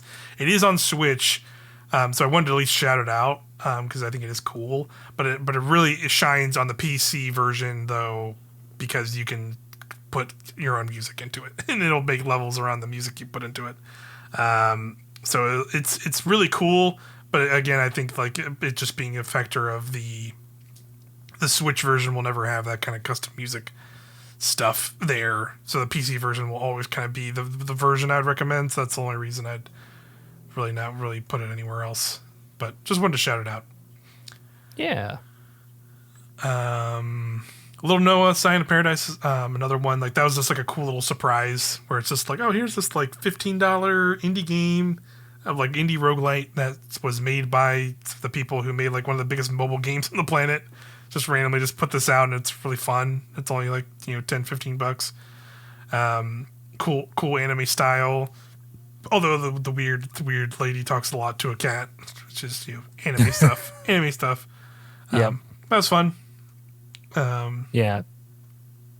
I'll say like Tunic is one of the best games that came out this year. I think you should play it on a platform that is going to look its best. Sure. Because it is beautiful. Yeah. But I haven't heard anything about the Switch version. Yeah. I'd be curious I about haven't heard that anything too. bad. Yeah. But I've not heard either way. You're right. So I would assume it's probably fine, but yeah, it also, yeah. It's probably fine. But yeah, it's just such a beautiful game. Like the lighting and the water and all this stuff. Like play it on an HD big screen if you can. Yeah, for sure. Similar with Overwatch 2. I've played Overwatch 2 on Switch. It's fine. It's fine, but yeah, But it would not be the place to play it. So I don't think it's really worth playing it. But I liked it a lot more than I thought I would in a weird way. At the end of the day, Bayonetta 3, I don't think either of us played, but that was a thing. It's worth shouting out. Like, shout out to Bayonetta, still doing Bayonetta stuff. Like, they're still making games in that franchise. It's cool. So yeah, it's there. if you wanted multiple Bayonettas in your Bayonetta, good news. It's there.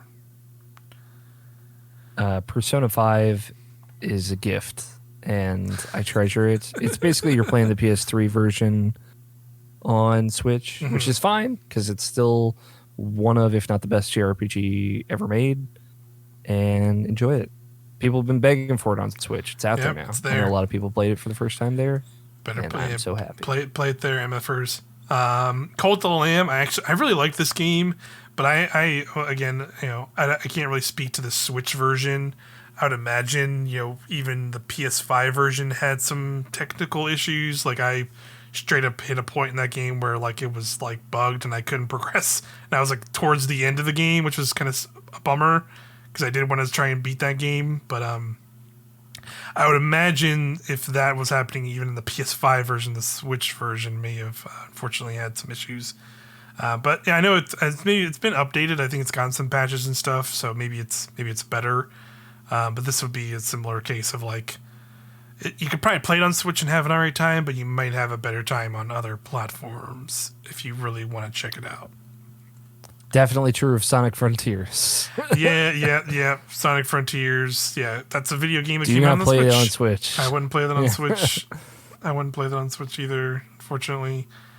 Frogun was a really cool one. I think it just had a really cool look. And like a couple of these games I kind of just wanted to shout it here, just like in general, because there's a couple games I just picked up that I didn't put here just because I like just started them and I couldn't, and they like just came out, so I couldn't really talk to them as much. But like, there's been a really cool resurgence of like small indie developers that have clearly been inspired by like years of 3D platformers from the 90s, but like we don't really get them as big games anymore. So now like these indie developers are coming in, like are basically just doing the fine, I'm doing myself kind of moment. And there's been a ton of really cool ones that are like smaller and have gone under the radar that I think people should be made more aware of. And I think Frogun is definitely one of them. I think ultimately Tinykin is like, if you say like pick one out of like the 10 that have like come out across this year, I'd still probably pick the Tinykin, but Frogun would probably be in that, in that higher tier as well. Because basically it's like, it looks like Mega Man Legends, like from a visual style. It's really cool. And the whole premise is you're just like this little girl with like literally a frog gun, and it shoots, and it's like a grappling hook, and you just like grapple to points, and it's like, looks like Mega Man Legends, and like plays kind of like a fun platformer, and like, if you remember like a weird deep cut game, Chameleon Twist, it's also kind of like that. So it's just like a weird, cool vibe that clearly like feels very inspired by like a specific person who like had influences of these particular games. That is really cool. And is, again, there's tons of like ones that like have come out recently I haven't played yet that I really want to try out. Like there's one that I have played a little bit that just came out, and we had a viewpoints go up like the day we're recording. It's called Lunistis. It has like a really cool visual style. It's like very evocative of that 90s era, and it's retro inspired. The soundtrack is really good, and it's very much like feels like a little bit of Sonic, where it's like you're trying to move quickly through the level and picking up items, but it also has like a little bit of Mario Galaxy, where like specifically like in Mario Galaxy where you had the spin jump. Its spin jump works exactly like that and feels just as good as that one does in some ways. That's a really impressive feat for it is literally just a $5 indie game on Switch. And like it's a really good feeling platformer that like is really cool. There's another one that's called Super Kiwi 64. That's a similar. It's literally $3, and it's like it's going for like a Banjo-Kazooie N64 like style, visual style. And you're just this little kiwi bird who has a backpack, and he has like a propeller that he shoots around, that he can like shoot around with. He has like the Mario Odyssey like style where you like that one bird that has like, the big beak. You can like smash yourself into a wall and kind of push yourself around. Cool. And it's only like a 3D. It's like $3 on the Switch, and it's like really good. And there's been just a ton of those. So I mainly just wanted to put like stuff like Frogun and Demon Turf to kind of shout out that stuff because those are ones that came out earlier this year, and have all of the similar stuff of just they're people out there doing the Lord's work by just making cool little tiny 3D platformers that just are fun to play, and not enough people are playing them. Cool. God dang it. Yeah. And what was the one that came out in like January, like Skullboy or whatever? Yeah, I don't remember. I think I know which one you're talking about, but I don't remember. It's like the roguelike where you get the different heads. Oh, Skull Hero Slayer. Yeah, that was like more like a roguelike, yes. But yeah, that one's super cool too. That is on. That one's pretty cool. Yeah, that is on. I'm pretty sure that's on Switch by now. That is on Switch. Yeah, it's pretty cool. And of course, the last one there's a couple. There's only two more here. Klonoa Fantasy Reverie series. I'm just happy that Klonoa got a modern video game release.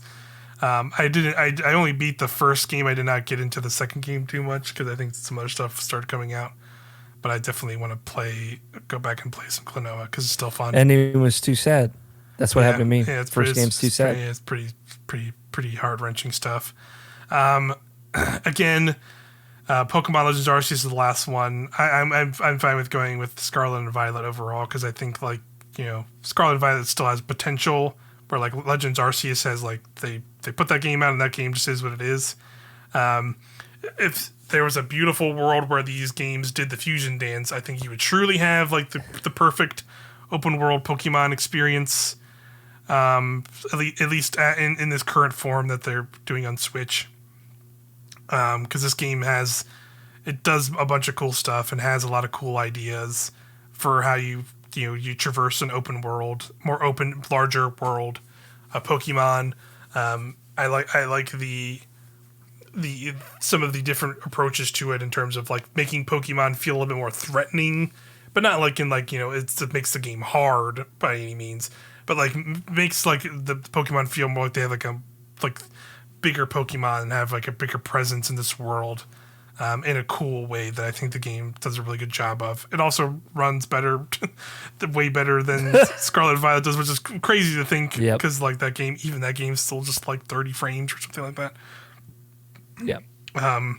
It's cool. It's cool just like them trying a different approach to like also, like you said, like how this game works is like very different than even like Scarlet and Violet still has plenty of traditional Pokemon stuff of like doing the gyms, having the evil team you battle and that stuff. Like that stuff's out there. Obviously, it's like it's presented in a very different way, but it's still a lot of that core stuff that is good about Pokemon. But this game has like none of that. It has straight up you're just catching Pokemon. There's literally a grand total of like 4 trainer battles in the game. If I think like roughly, and they're all like at the very end of the game. And they're more like boss battles rather than like proper boss battles, which is also weird because this game does have like boss battles where you're like running around an arena and like dodging this Pokemon's attack at you, and you're like straight up just like throwing stuff at it. it's those are weird. Like they're very weird, and those are very weird. It feels very weird, but also like it's fine. But I think these just like the core. I like the idea of like the lore aspect of like what the relationship between people and Pokemon was versus what it is now. Yeah. And it's very fun how they present that in the world, in this, and yeah, it has just like Scarlet and Violet. It has issues, but it has a lot of redeeming qualities that make it fun. And again, like it's that both of these games are just like they're so freaking close to being like this really standout experience of Pokemon should be in the modern era. It makes me think that we will get there someday, though. Yeah, which is exciting. Maybe in like 5 years. Maybe. But there we go. So now, I think we should be at 3, 6, 9. I think we're at. We are at 10. 3, 6, I think that's a strong 10. 9. I think so as well. So we got Kirby in the Forgotten Land, Soldiers, Monster Hunter Rise Sunbreak, TMNT, Shredder's Revenge, Tinykins, Splatoon 3, Shovel Knight Dig, Mario plus Rabbids, Sparks of Hope, Rogue Legacy 2, and Pokemon Scarlet Violet. So that's our top 10 Switch games of the year. Yeah. I think these are all really, really good games, really fun games. Yeah, Kirby, the first 3D Kirby, finally, after all these years. They knocked it out of the park. And it's, not counting Kirby's Air Ride, which does count. But, it does count. But really great. Obviously, they just took Super Mario 3D World and made a Kirby game and gave it like an incredible soundtrack and one of the wildest endings of any video game that came out this year. It's kind of wild to think that. Now it's kind of wild to think, we were talking about Pokemon spoilers. It's kind of wild to how similar those endings of those games are. Like, kind of, yeah. It's like, sci-fi nightmare. Yeah, just weird sci-fi nightmare. Yeah. But anyway. And Monster Hunter Rise. The other thing about Splatoon is also like there's kind of a common theme. Yeah, through a lot actually, a lot of the end of these games are just like these weird people are okay over at Nintendo. Sci-fi horror. They've been through some stuff maybe during that pandemic, huh? Yeah, for sure. And also shout out Monster Hunter Rise Sunbreak. I did not think I would play another 60 hours of Monster Hunter Rise, but I did. You did? Happily. And had a great time doing it. Yeah. Yeah, for sure.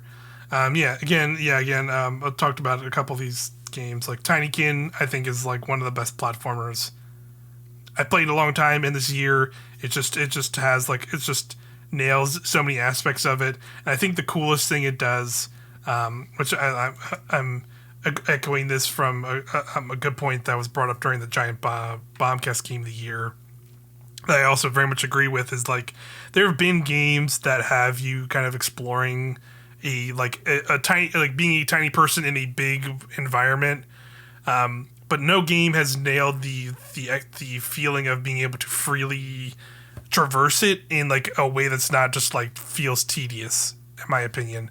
And that I'm going up a set of stairs, and now I gotta like individually slowly do that. Like, and there is a bit of that, but like they simply solve that by doing like, it's already absurd because you're tiny and you're helping out a bunch of these space creatures. So let's just give your character a soap bar and a glider, and you can just like soap bar grind on like these like threads and like completely subvert all of these areas.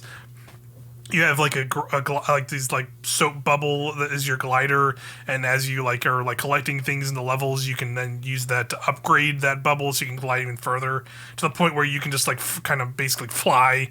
A lot of the Tinykin you collect also subvert that, where like you have green Tinykin, which are straight up just like you can just make a ladder out of them, and they can just at any point, if you just have a bunch of them, you can just kind of just go like, oh, I need to get up there, okay, and then you just like make a ladder that's like brings you up to that point, and you can just leap off it, and either just leap off it and glide across the map freely, or like leap up to like a higher platform. Like it's just really smart, and just like it's a platformer that feels like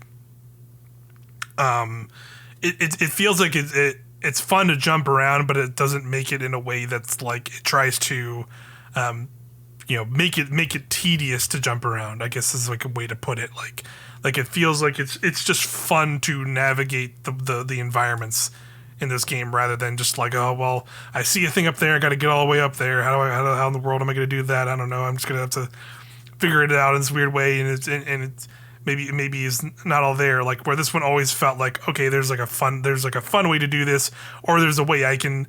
Or there's like, with the help of the Tinykin that I have, I can figure out a weird way to like get around this to like get to these other platforms and stuff. And it's just really, really well done platformer. And I just really like the art style too. It like kind of has that, it's like a little Paper Mario-y, but it's also like, Saturday morning cartoon. I just really like the look of it, and just the whole vibe of it is really fun. It also in the theme of some of the other games we talked about, it has a really weird like sci-fi horror element to it that you learn about it like towards the end of the game.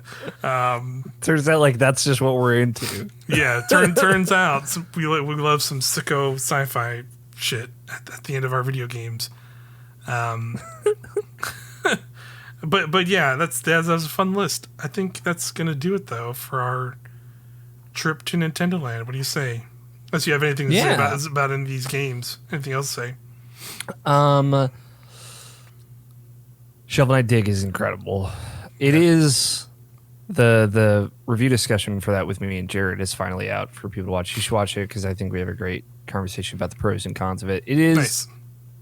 a bummer, some of the performance stuff on Switch, but the game is good enough that it's like we're not talking like Pokemon levels. You know, it happens a little bit in like the last level, and then the secret ending can have some performance stuff, but it's just like such a great adaptation of Downwell, a game that I wanted to like a lot, but just didn't have enough for me, and Shovel Knight, a game that I do like a lot, and they just took all these little bits of Shovel Knight and so creatively added them into a roguelike Nice. that it's inspired and smart and pretty, and the music's great. Like when I was editing the review discussion, I downloaded the soundtrack from Bandcamp, which you can get for name your price, by the way. So go throw some dollars and download that and just re-listen into it. And it's like, oh man, yeah, this was such a fun romp. And it's not like one of those roguelikes that I felt that I needed to play for like 130 hours in a good way. Like Sure. I put like 30 hours into it, beat it multiple times, had a great time, in and out. We'll totally go back to it every now and again just to play it. And I think that's great. Yeah. I definitely want to play a little bit more of it. Yeah, and Soldiers is like a really cool game. It's like got some bugs and stuff, but it's like super ambitious. It's got really cool like class choosing, like you stick with your class throughout the whole game, and good evolution, good skills and stuff that you get that change how you play. And it does that cross code like elemental Ikaruga style where you get like different versions of elements and they let you interact with the world in a different way, in addition to like Metroidvania style traversal upgrades. And it blends those really well into a just probably too big of a video game, but if you just like want to get lost in a Metroidvania for a long time, like Soldiers will absolutely scratch that Yeah, itch. you can totally do it. But For sure. yeah, I don't know. Great year for Switch. Like you said, next year could be better. Who knows? Yeah. There's definitely potential. I mean, we obviously know the big boy we're definitely anticipating being Tears of the Kingdom, but there's still a lot of other potentials for next year. If Tears of the Kingdom is like 30% as good as Breath of the Wild, then like, you know, a top year for video games as is, and then, you know, all the 50 other games I'm very much anticipating coming out that year, potentially. Yeah. So yeah, I mean, and I've thrown out my theory that we will get new Switch hardware next year, and I still believe that definitively. So Okay, you know, nice. We'll I was see. gonna say, that's definitely will be a big question still for next year. I definitely am bracing for the when the ramp up of that will start again. And people be like, "Oh, is it happening finally? Was it happening?" Yeah, but I guess we'll it's been burned see. so many times. Yeah, we've been burned so many times. I'm just kind of accepting. Like I'm in wait and see mode on that for sure. Yeah, fair. But I'm definitely looking forward to Switch next year as always, because we're at that time now where it's like this year's ended, and now we're gonna like not really know too much, and then they're probably gonna give us like a first big news drop, probably like February.